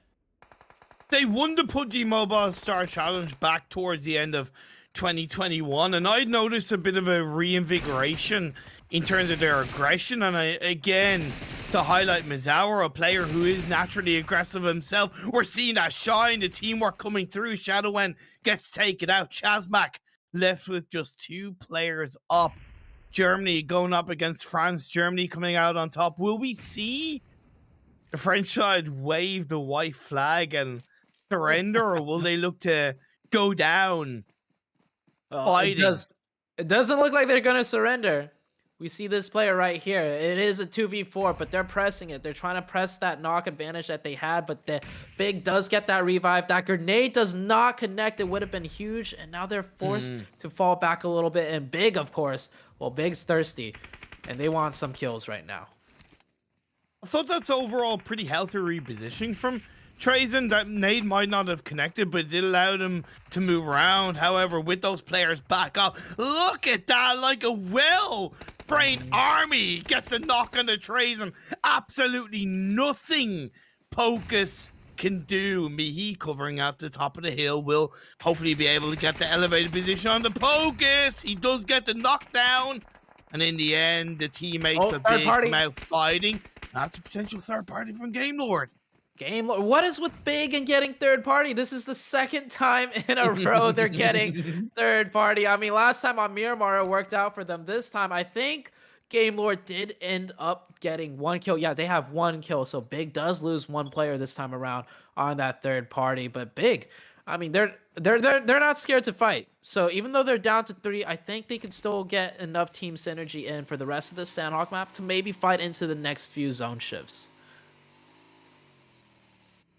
Of course, we're at the point in the game where if you start to make a little bit too much noise or spend too long on a fight, you can get third party. And I think at no real fault of Big, that's what happened, because instead of Chazmak disengaging away as the last 2 players, they took the fight, and that forced Big to continue until they closed it out. And Game Lord heard it, moved in, reacted as 7-Up on the edge of Camp Bravo, getting caught out by YMCA. That was a blunder right there. He went for that cross switch initially. It's a 50-50. You take the risk to get that revive, but he didn't wait for his smoke to fully bloom. Players need to wait for that smoke to fully bloom and then anticipate the enemy team to pre-fire the smoke, thinking you run across, and then you cross. It's a mind game right there, and he just went way too early, and he gets punished for that. I think 7-Up will be down to 2 players now. Big right now with 3, but they do have 4 kill points, and I think that's always a good trade on Sandhawk, right? Sandhawk, you'll never know how many placement points you could get with those circle shifts, but if you could secure some kill points early at the cost of just 1 teammate for 4 points, I think that's a pretty decent start, especially on a map like Sandhawk. There, well said. 16.5 minutes in, we're getting on the cusp of phase number 4, and this is where we start to see the teams that are able to control Sandhawk. I say yes to RNG factor is a big part of what hurts this map being competitive. However, it is controllable. There is a way to tame the beast of Sandhawk. It shifts down the southeast into the hands of Lemnis Skate, Red Moon, and La Familia in a good spot.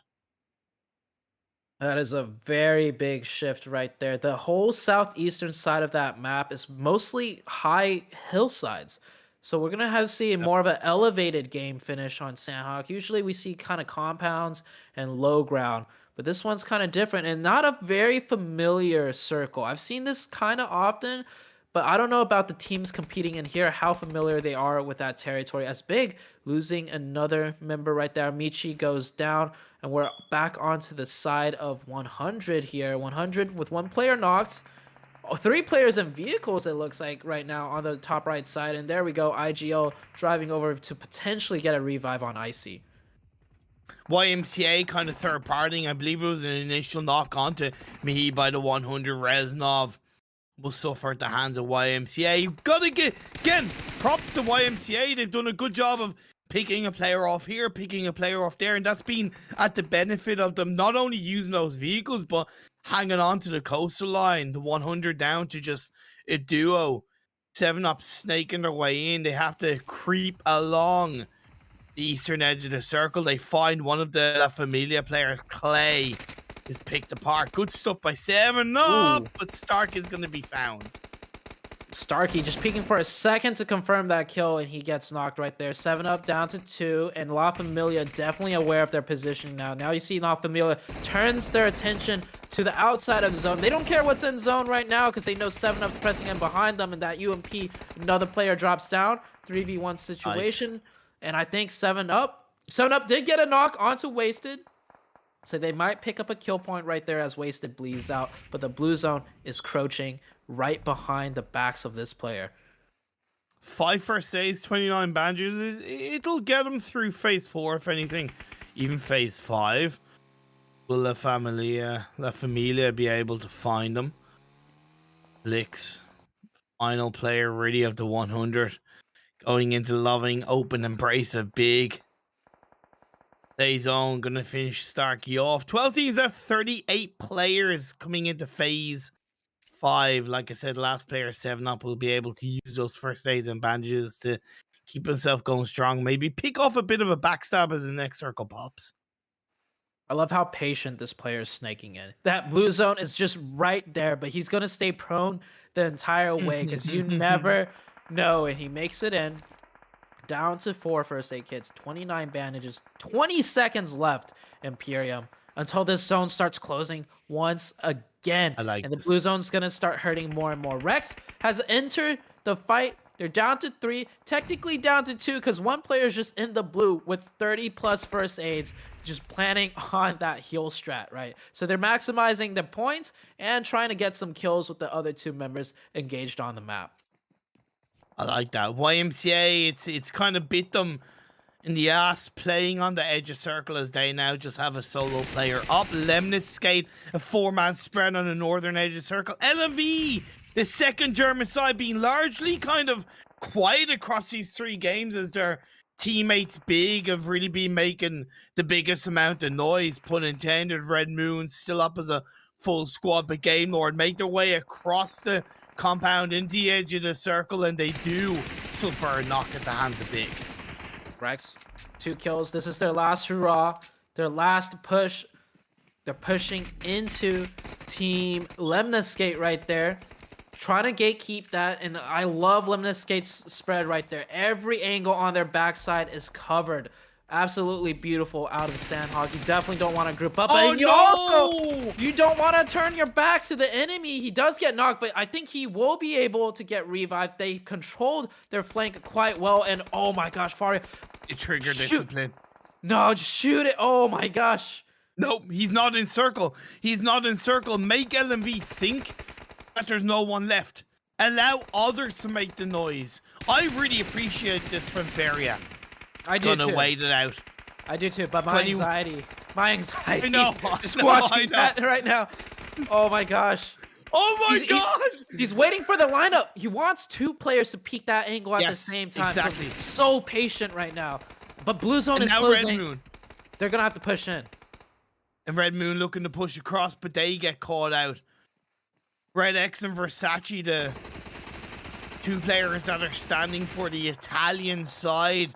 Oh. Let's see if they can find their pizza pie moment and chow down on some I don't know if you missed hot it, but pizza sauce action. Faria got taken out. Faria got taken out by man, Game why did you Lord have to break across my the heart? hill. Why Yeah, did you have to Faria's break my gone. heart, man? That's why I always say just take the shots, because you'll feel so bad if you don't. But Game Lord coming in on the backside, giving some break to Red Moon. You see right there, Game Lord completely demolishing LMB, and that gives some respite for. What? I spoke too soon. Red Moon is also out, and we're just. Okay, well, there you go. What? There you go. There you go, Imperium. Game Lord with another explosive finish. Okay. Okay. I wasn't really expecting that crazy ending, because I thought Game Lord were getting kind of punished by Big, right? But they obviously had the players up. Robs with 8 kills for Robs alone. I believe that's the highest for a single player across these games so far tonight. And yeah, they got themselves a chicken dinner. Obviously, we thought Red Moon might have been able to take advantage of that, but with how quick Game Lord were in that fight against LMV, they just had no chance to respond. Game Lord was like the Grim Reaper, just waiting in the shadows, right? Even like us and the camera crew observing, we were so focused on these other fights that within 5 seconds, Game Lord closed it out with a huge amount of kills, just one nowhere. They came in like the Grim Reaper, like a wrecking ball. And one thing one thing that I am surprised though is where was Rexpect with his 2nd place heal off with 30 plus first aids? Nacho, I thought they would. I know. I don't know what happened to Nacho exactly, but yeah, he got close. He must have gotten too close to the fire and got burned, or maybe he had a bit of a mistap. That's a really good question. I might actually ask him what happened, because yeah, he was set up for a heal strat. Yeah, so at the very end there, I thought we were gonna just talk a little bit longer about Big. I was expecting, another minute or 2 of one player healing out in the blue. Yeah. But then the game actually ended, so I was doubly surprised. 1, where did everyone go? Where did Big come from? And number 2, where was the heal strat? You know, I thought Rex was And set up for it, but they weren't. and I have to say, it's been a very good day for the French community in Mm, these games so far. Game 1, you had the French sides 4th and 5th respectively. Game 2, mm, Chasmac got 9 points.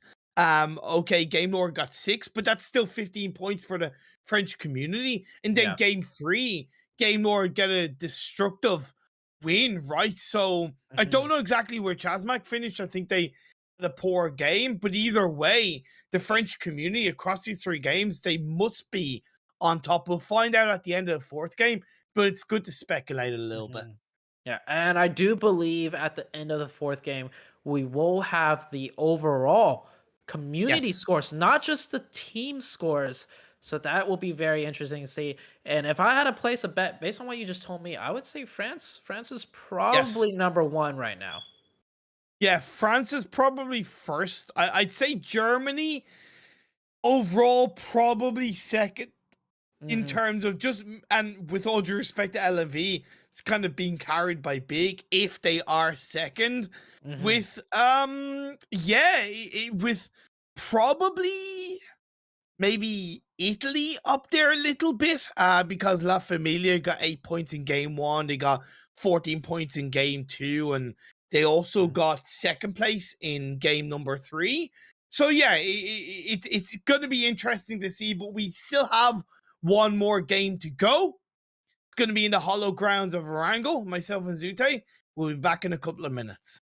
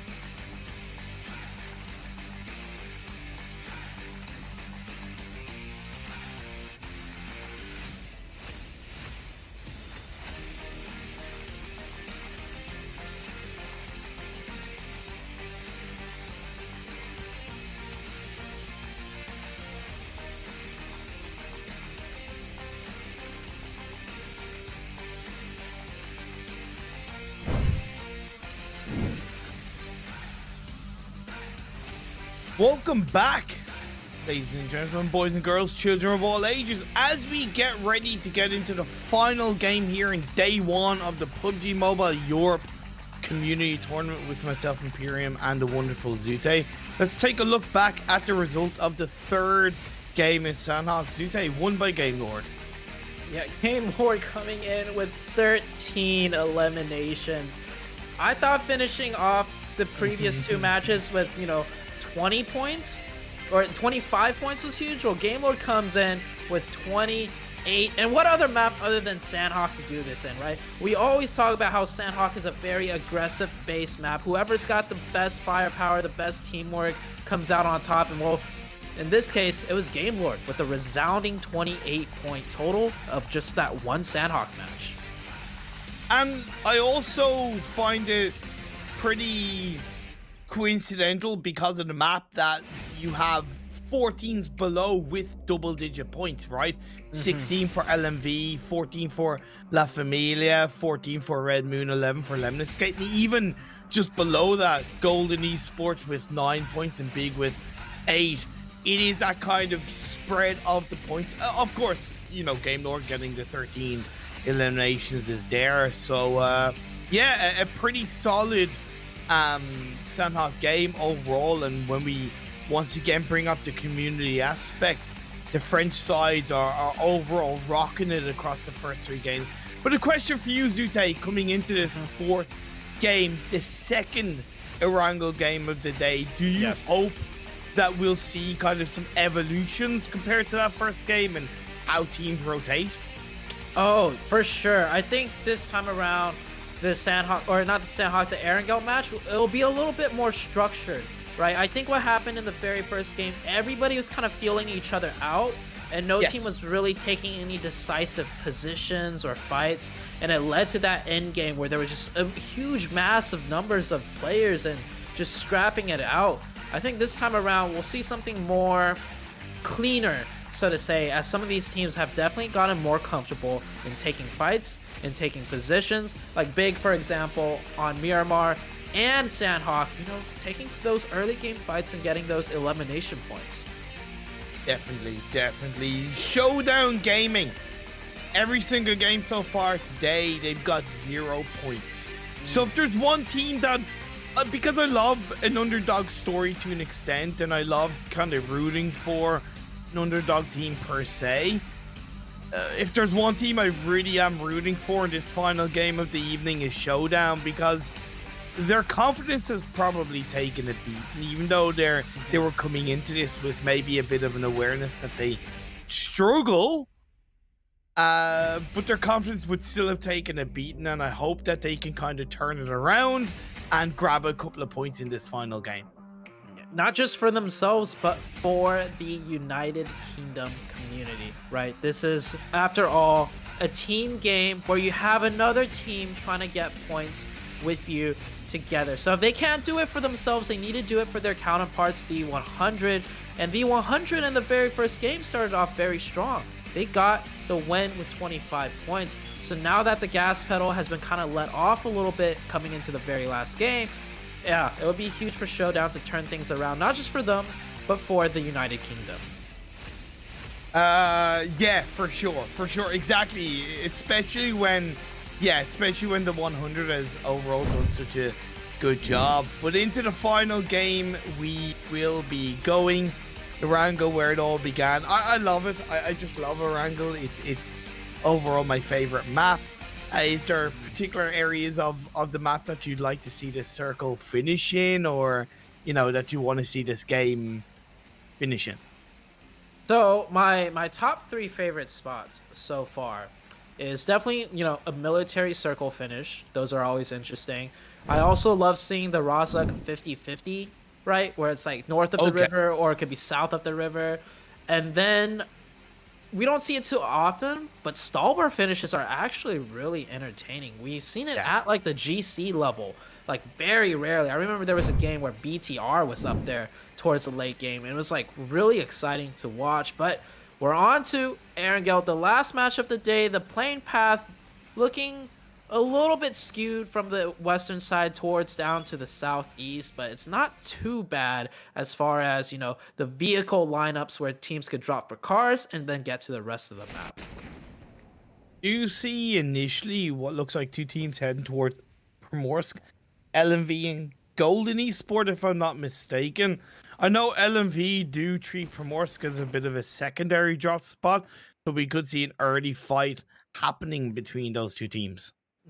Surprisingly, nobody going up to the hospital and Georgepol area, so that northwestern side just completely barren. This might just mean we're going to see a lot of teams drop and clash early on, as so much of the map is not being taken up for loot, and potentially even maybe two teams in Pachinki. No, it just looks like it's going to be one team, the 7-Up team, but you're absolutely right. On that bottom left side of the map, we're going to see a hot drop.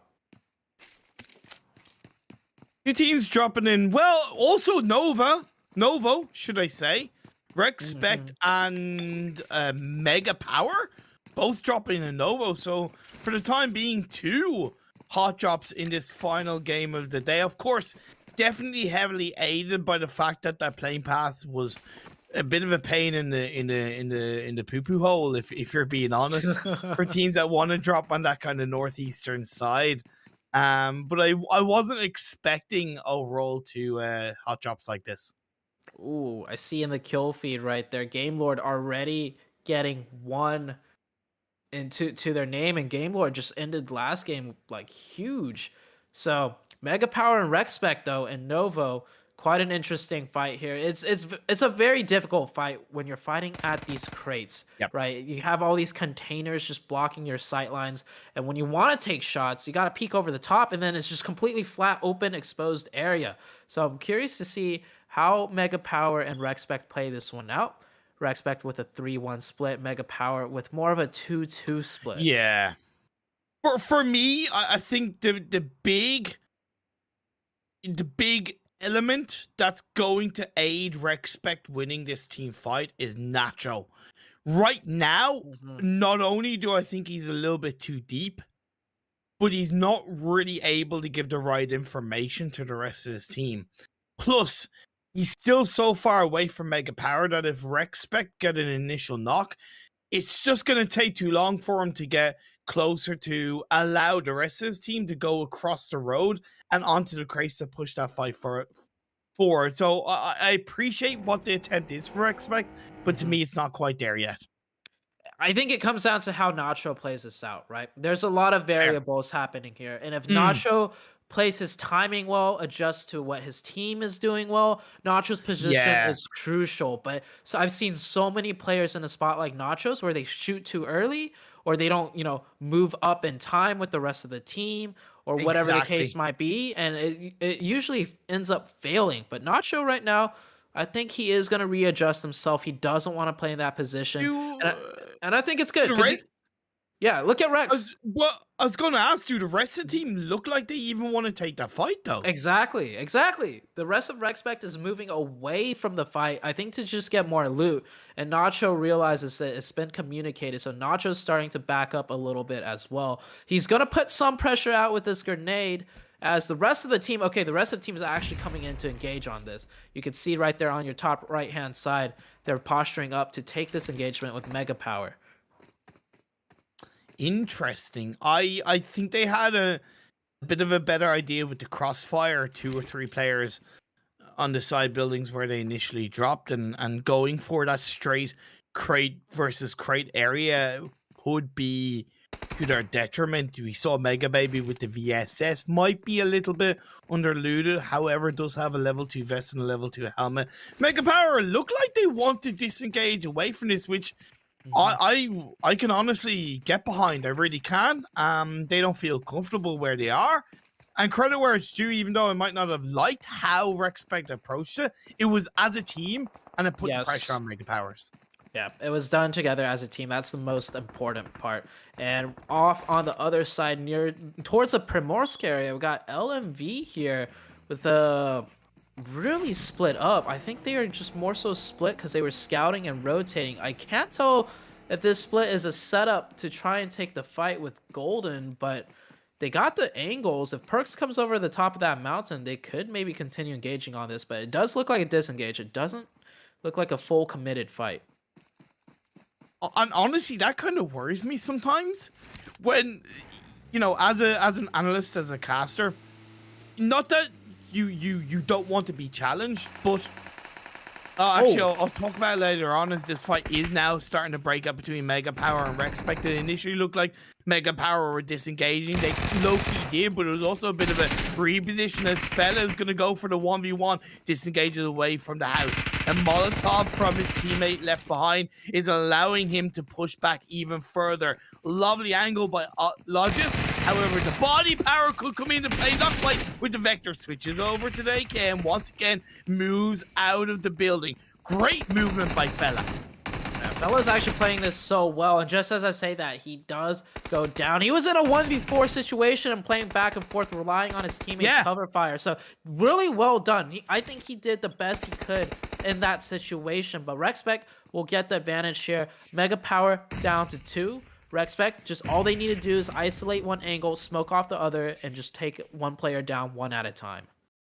Not gonna lie, one thing I didn't recognize, and I probably should have, it's a little bit of an F on my side, is that Mega Power only started as a trio, so they didn't even have a full squad up to take the full force fight. So it was already at an advantage to Respect. I suppose it makes it even more surprising that Mega Power looked to reposition to take the fight, but maybe they were forced to. Maybe it was just that little bit easier for them to take the fight rather than disengage fully.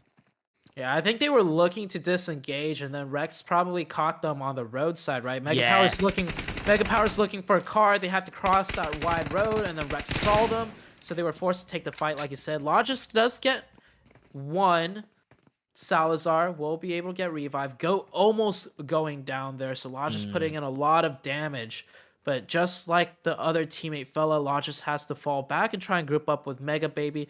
It is possible to win a 2v4 if the aggression out of Respect is messy, right? So Mega Power, they just have to play very carefully, play very defensively, and rely on the mistakes of Respect to win this fight.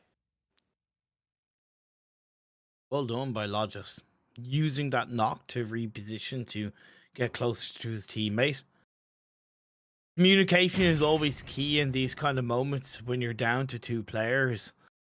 There's less noise around you, I suppose, so you can just clearly say, hey, there's a player here, there's a player there. A couple of A's being thrown up by Respect. And one important thing is that there's a really, not necessarily Nacho, but I was more saying what's good for Mega Power is that there's a very exposed road in between the 2 walls that Respect cannot push across. Oh yeah, they have a bit of a buffer zone right there for them to lay down some fire before they fully push across. But Nacho, I think I'm starting to notice, this is Nacho's role on the team. He gets that off angle. At the very beginning off drop, he was at the off angle, and now he's putting himself in the off angle again. So Nacho, very experienced at doing this. Hopefully he's able to play this correctly, because sometimes when you're the off angle player, you got to end up pushing in when it's just not worth it to hold a certain angle. Yeah. And Mega Power right now getting pressured in. They use those smokes to just completely smoke off that buffer zone that you were talking about earlier. And they're managing to breach into the building, but Logis, really good fire and peaks there. Why are you breaching in on your own? What are you doing? Mega Baby comes in, turns around, gets a knock on the Salazar. And they get a second to make it a 2v2. Logis and Mega Baby. I gotta say, the pre-fires, the movement, the repositioning, it's very quick. Yes, it is. And see, Nacho is now joining the fight. He realizes he's not doing much over there. And it is a 2v3 situation. And I just absolutely love how Mega Baby, he's playing in the shack. So many teams would expect 2 players to play in this building together, and him playing in that shack by himself next to the building got him that free kill, and Respect is thinking twice now about continuing this fight. Like, I'm starting to kind of low-key starting to get annoyed with Respect, right? They had the player advantage right to begin with. They might not have known that. They got an initial kill, definitely had the body advantage. And they've just been really kind of hot and cold about how they want to take this fight. Mm-hmm. They can't lose these kind of things. And here's the thing. We're 11 minutes in. We're 11 minutes in. And this fight is still going on. Phase 2 has popped up. How much control have RecSpec lost? How much are they going to get punished as Phase 2 has popped up? They're just not going to win anything out of this. Yeah. I'll be on the other side of things. I do 100% agree with your critique, but I do want to applaud RecSpec for trying. They made a mistake, right? And that mistake fair. is a learning process. And I also have to give huge credit to Mega Power. Like I said, you would expect the last two players to play together inside the building and play together as a team. But that 200 IQ move, and oh my gosh, did you just, that arm shot? Yep, that just happened. Yep. Oh my, what beautiful shot. Yep. What, like, could you ask for a better way to kind of get shut down on what you're saying with an arm shot? Yeah. But I totally see where you're coming from with regards to RecSpec, and especially Mega Power. The teams are now starting to converge their way into Phase 2. A couple of teams I think have been maybe a little bit slower to rotate. We do have to consider how the playing path affected the teams and how they're rotating into this Phase 2. The shift on that circle really wasn't unhealthy at all. So yeah, so far so good. Rex right now just looting up a little bit more. You see, none of the players I think have first aid kits. Definitely not Nacho. Nacho had like no meds to his name, and that's just due to the engagement that they had with Mega Power. They couldn't clean it out, and it was messy. So now they're hurting on loot as well. Nacho wishes he could go back to the Sanhok game and grab a couple of those meds. Oh yeah, bring some of those 33 first aids over, you know, from one game to the other. But we're back onto the main island. We're taking a look at Big. We saw Big Michi just get absolutely bodied by that arm. I'm sorry, but it is what it is. It happens. It just sometimes happens. Goldie holding a position by himself. So Big doing a somewhat of a split to maintain more information. That's always good to see. Even if you're down to 3 players, it is doable. That's one thing as a game mode that I wouldn't mind seeing, or at least an option for something like a tournament, where the winning team from one game goes into the next game with the meds that they win with, or the utility that they win with. It's not much, but I would nearly feel it would carry just a little bit more weight behind that win, and it might see teams try a little bit harder, especially in a game like Sanhok where a lot of people will go for heal strat. That win going into the next game, yeah, I know. I like the idea of it, at least. That's the first time I heard of a concept like that. Yeah. It's interesting to think about. I think we do see another fight happening though on your mini map right there. 4 Romania men next to another team. I saw a little blip right there. Might be getting into somewhat more of a long range engagement, not a full committed That's fight. LMV, by the way. Oh, you're right. Okay, yeah. One of 4 Romanian men actually gets knocked by LMV.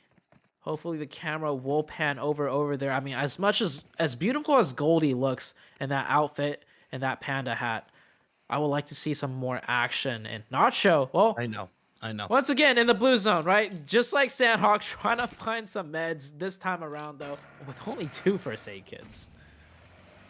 Getting there, little by little. Little by little, he's able to survive. Nacho, what are you doing, my man? What are you doing? 14.5 minutes in. Well, actually, sorry, 15 minutes into this game. An interesting concept by Nacho, blowing out the tires to stop the likes of Mega Powers from potentially getting use of that vehicle. I get that, and I can applaud that and say, hey, teams should be doing that more. Yes, but you're in the blue. Phase 2, really? What are you hoping to achieve? You're only slowing yourself down. It's good habit, you know, to always take out the wheels of a car you won't use. But it's just funny because Nacho's literally by himself, pretty much, on the southern area of Millie, literally the furthest player away from the zone, and he's still. Ooh! If that buggy flipped over, he would have got knocked in that blue zone. You see there, Nacho just took out vehicle tires. all the way down south of military base where no one else will ever go to. But I mean, it's a good habit to make, right? Always remove the tires out of cars you won't use. Oh my lord. We're getting into phase 3. A good spread by Game Lord, which initially allowed them to get a bit of a cheeky kill on the big. They'll hold on to the northern edge, but they do have the likes of 7 Up. I think that's the 100 in front of them, and phase 3 does primarily shift down south. We're looking at a similar finishing position to game 1. Extremely similar. The same hillside, the same dips, the same trenches in play. And, well, I was predicting that we'll see a much cleaner Erangel game. And with this type of zone, this type of zone always makes it a little bit more messy. So, what are you thinking, Pierre? Will we see any differences in this endgame zone compared to the first one? Yeah, overall I think we do, because overall I think there's a little bit more coastline in play. Plus, you have to consider the fact that main path, where teams are clustered, it's a little bit more north compared to the east on game 1. Potato Hill is a very volatile area of the map to rotate around, so we are seeing teams kind of come up against each other to 100, so for a knock. Team 100 fighting against Showdown Gaming, and well, Showdown, they have 1 kill. So, progress. Yeah, but you know what? Yeah, but you know what's worse? It's against their UK teammates. You're right. You know. Oh no. Okay, well, you take it. I mean, so in my brain, I'm trying to process this. 1 point is 1 point, but if you get a point onto your counterparts, is that worth it? Because you're essentially in a way, you're essentially in a way trading 1 player for 1 kill point. That's true. That's true. Chaz not going up against Yala. It's not Yala. YMCA, should I say, and just shadowing left on his own. How the hell has he been able to hold on? It's through the window. The drop shot. Surprise, mother trucker. Shadowing ends up though going down at the hands of Lexi. YMCA survived, but here comes La Familia. The Italian side, Evil Boy looking for a bit of a cheeky, low-key third-party opportunity. I love that. I don't think we saw that in the first game of Erangel, right? Teams were more scared to push out third party, but now we're seeing decisive fights and quick maneuvers for the third party. But La Familia not having the cleanest one there. They do get that trade, a 3v on the grenade. Well, okay. Well, that finished that one out. Really good job by La Familia. I gotta, you can't hold that against YMCA at all. Like, at all. They just come back off just come off a team fight win. They were going for the revives, and they were pushed. They did get a knock on the Evil Boy, but in the end, like you said, the nade got the job done. Golden Esports, they hold on to a solid position, but they're surrounded by a couple of teams. Respect got across the military island, and they're in the circle. I don't really know how they did it, but they did it. Is whatever makes it work. Maybe that's their strategy, right? Something that they developed, that late rotation, and then the pathing. The pathing was quite beautiful for them to get into the position they are. Golden taking a look at some cars driving in the distance right now. Chief going prone next to that bush. Some soft cover and hard cover with that tree right there. Looking to maybe take one person out from 7 Up as they're looking to drive their way in, but Chief gets spotted. Really good shots by Zan all the way downfield. Honestly, I hate Golden Esports position off the phase 4 shift. In my eyes, as soon as a circle change popped up, they should have been in their vehicles and moving to a different area, because they know that with that circle shifting up north, there's primarily going to be a couple of teams rotating around them. You can see those shots from 7 Up. A little bit too slow of a reaction from the side of Golden Esports. We'll have to see if they can hold on as Game Lord push into Chinky Fields. Back in this trench. I think Game Lord was playing in this trench for the first game too. So we see some. Really? Yeah, I think so. I might be wrong, Okay. but I wouldn't be too surprised, right? If teams favor certain positions on the map that they're comfortable playing in, they'll use those True. same positions in a similar circle. Red Moon, on the other hand, on the high ground, looking to gatekeep out 7 up. 7 up with one player with the M24 in the far back distance. That player might come in huge with this fight if it does break out. It's all about just seeing, spotting the head, overlooking the hill, Red Moon, and I think they're a little bit aware of it. They don't want to allow a team to get too far up the hill, but they also don't want to expose their bodies too early in this fight. So I appreciate the proactivity. Big, they lost a player. They lost their IGL Mihi, and I think that's maybe forced them. I don't want to say super cowardly, but they've opted for Pachinki City rotation, phase 4. That could go heavily against them in the next shift. Back onto this fight, and you see that player with the M24 did get knocked, not playing his position correctly, especially with that sniper. And on the eastern side, oh, back onto the western side of the zone. They're trying to get that revive in, and we're back onto the eastern side and back to the western side. There's just too many fights going back and forth. The cameraman doesn't know what to look at, but there is 2 players in the blue zone being kept out now. We do get that safe rotation and potentially shots raining through. And it looks like 7-Up will be okay for now. But this is, to me, where Red Moon are just being far too quiet. You can't just stand around and hope they'll get themselves into trouble. LMB come in, and they do get the squad wipe onto Golden Esports. I thought that might go against Golden. Too slow. They paid the price. 7-Up have moved in, Red Moon. Yeah, like I said, you know, there's no way they should have allowed 7-Up to rotate as a full squad into the edge of the circle. Terrible mistake made. Terrible mistake. We're back on to Rex. They came from the military island, made a huge long trek, and they do got that next zone, but they got neighbors. Will these neighbors be friendly? We've seen it before. When teams get zoned, they end up just becoming friends and becoming neighbors and wait it out, but we'll have to wait and see if Rexpect and that team, I didn't even catch what that team was. Mega Power. Oh, it's Mega Power. It's the sequel. Oh, again. Well, I think from past history, they're not going to want to be neighbors. Instead of Die Hard, it's Rexpect versus Mega Power with a vengeance. And it's going to be won by Rexpect. They finish out the 2 kills on the Mega Power, and they'll survive in this game. Red Moon starting to fall apart here. 7-Up getting so many angles onto this fight, but the next zone has shifted. It's going to close in 30 seconds, and it looks like 7-Up is going to instead disengage. You see that rotating car there. Maybe just looking for the next position to play in rather than taking this fight with Red Moon. I think this is somewhat of a similar circle finish to game 1. A bit more heavily south, as it does look to be heading towards southeast Pachinki Hill. 4 Romanian men are in a pretty good spot in the circle. Up as a full squad. 7-Up. I really appreciate 7-Up's ability to rotate in this game. I think they've been very clever. They've been well coordinated. Lemniscate, on the other hand, they're just going a little bit deep. LMV suffers a knock.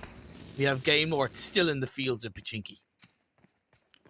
That rotation by Lemniscate, you saw them just drive past so many players straight up to that hill position.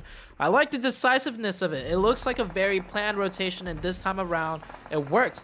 They didn't lose any players on that rotation there, but Game Lord trying to do the same thing. Maybe they're a little bit too late as they're trying to drive their way up, and Lemniscate definitely raining down Hellfire upon them. Spicy, looking to add some spice to the sweetness that is this final game of the day. For the rest of his Game Lord side, looking in all directions as the side of Showdown, should I say, Gaming. Try to pick up a couple more points, but I can't see it going too kindly for them as they are much further away from this phase 6 circle that's popped up. I love the way Game Lord's playing. They're focusing 3 players on the main fight in the zone. And Spicy, meanwhile, is pressuring out everyone on the side so that they don't get third-partied. And Game Lord, I mean, they're continuing that momentum, that aggression from Sandhawk, because they're absolutely killing it right now in the late game. They still have 4 players alive, and they have controlled the top hill section of that last zone.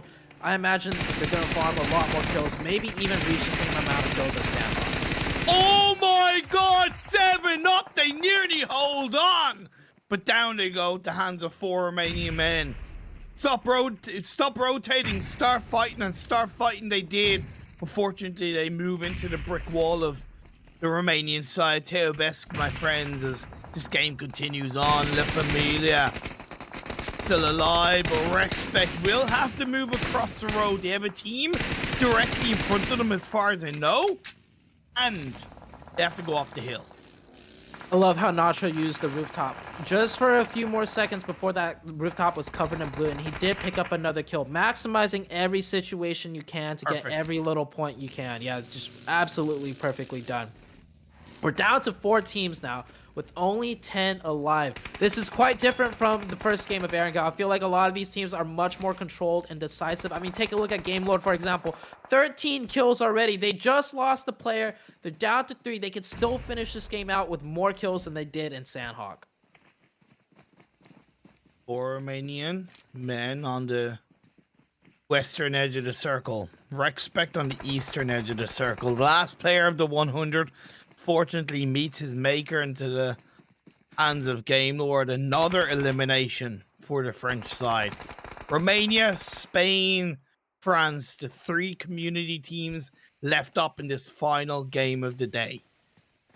Game Lord with the most difficult rotation to make here between these 3 teams, because they are far out of the zone. Well, actually not too far away, but when teams are this close to you, every meter might feel like hell trying to make their way in. But that's going to help them out, getting a huge grenade onto the 4 Romania men. That will be the opening they need to press into that side of the circle.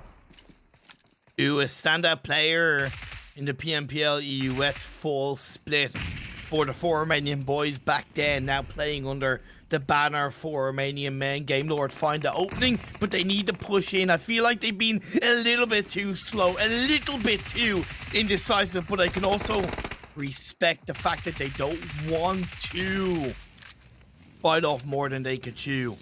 Spicy's knocked, followed by Dewey. Return fire. The circle is encroaching in. I believe they found a space on the edge of the circle. Can the revive be laid out? They're not prioritizing it. They know they have to wait until all of their back is covered, and I think that's the time, that's the place the revive's coming through.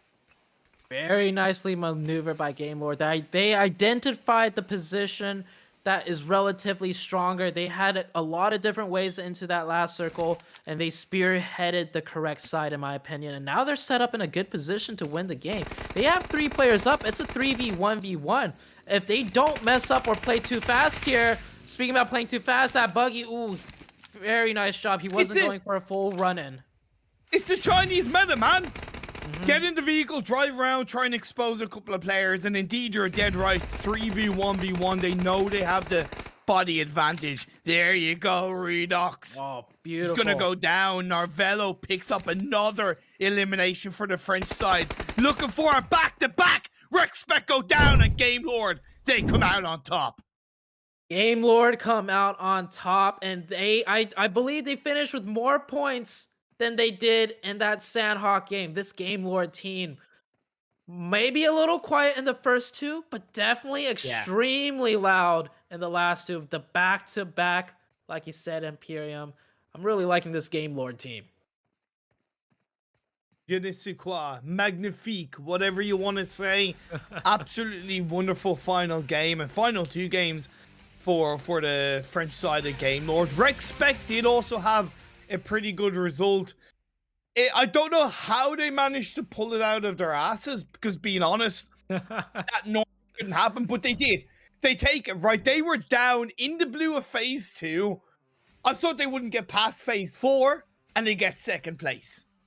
Yeah, Rexpect. I think individually the team is really strong. Every player knows what to do, so that's how they got to that end game and also secured so many points.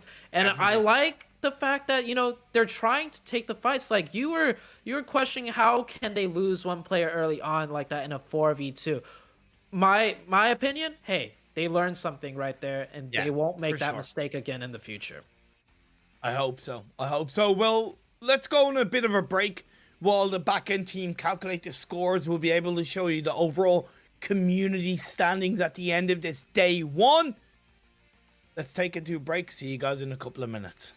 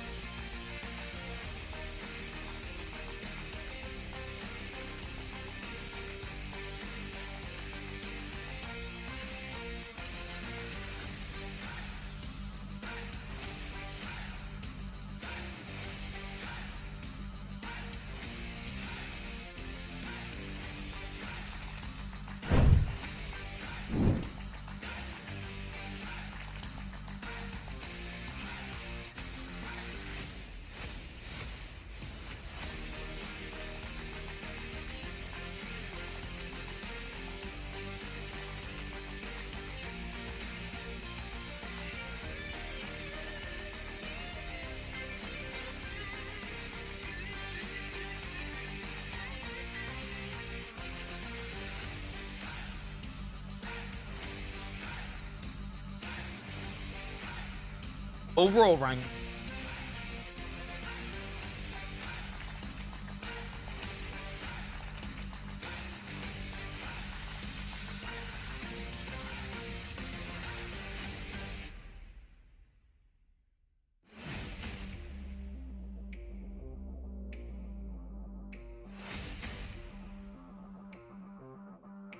Welcome back. We're waiting. We are seeing the overall standings of the final game here in the very first day of the PUBG Mobile Europe Community Tournament. And it was a banger of a final result today from Game Lord. Definitely. Game Lord, not just an absolute banger on the final game, but the back-to-back 2 games.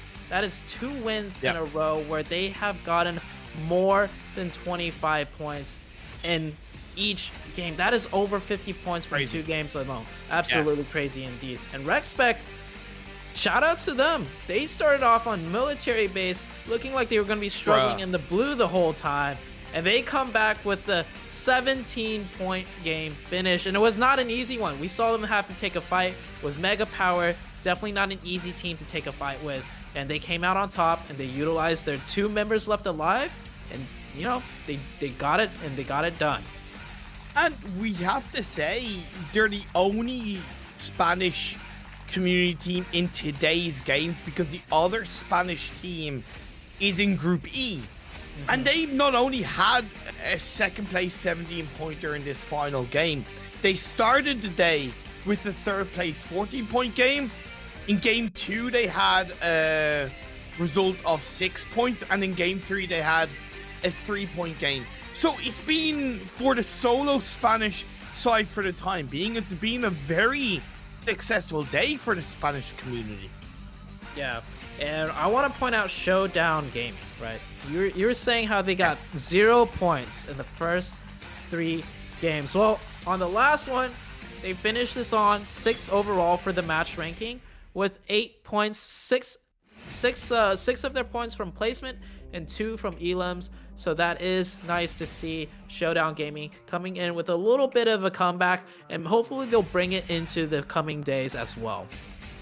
Yeah, for sure. Unfortunately, we don't have the overall community standings to show you guys at the moment, so we don't know officially where these teams stand. We can kind of speculate, of course.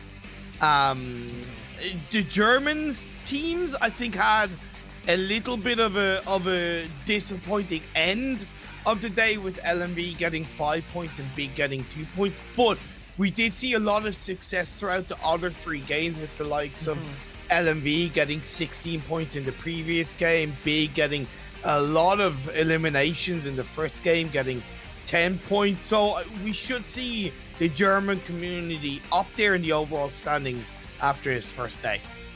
Yeah, but speaking about that team, I mean, I think we both know the community that really showed out today, right? It would have to be on the France side, especially with Game Lord spearheading that. So Game Lord representing France, and Chasmak Gaming also representing. You see here, they finished in 16th place, but with Game Lord, you know, with that 28 points, that's 29 points for this game right here. Yep. For the French community. That is still a lot. I can tell you how many points Game Lord got with my quick maths. Yes, I'm not Maxman, so I can do that. They got a total of they got a total of 75 points in today's games. Game Lord alone. My god. Yeah. 75 points in 4 games? That's almost an average 20 points of 20. Yes. game. 20 points a game. Almost a chicken dinner and 5 kills a game. Yeah. All right, Game Lord. All right, Game Lord's the team to beat. France is the community to beat. Let's see if these other communities can rally up in the coming days. Like you said, the German team, they started off, or the German community, they started off strong and fizzled out a little bit. Well, you know what I like about tournaments that have multiple day formats? Yeah. It's that after day 1 is over and you see who's ahead of you, it gives you a good idea of how much harder you have to come the coming days And we see it time and time again in so many tournaments. The number one team in the very Definitely. beginning, after day one, they rarely ever hold number one by the tournament end. That's very true. Well, for now, the French community can relax, have some cheese, have some wine if they're over the legal age, of course. Maybe, you know, have a nicely hot butter croissant if they want to. And you can all relax and do whatever you need to do. Myself and Zute are going to be back tomorrow at the same time, 6 p.m. DT, for day 2 of the PUBG Mobile Europe Community Tournament. Thank you to everyone for tuning in. Thank you to all the production back end.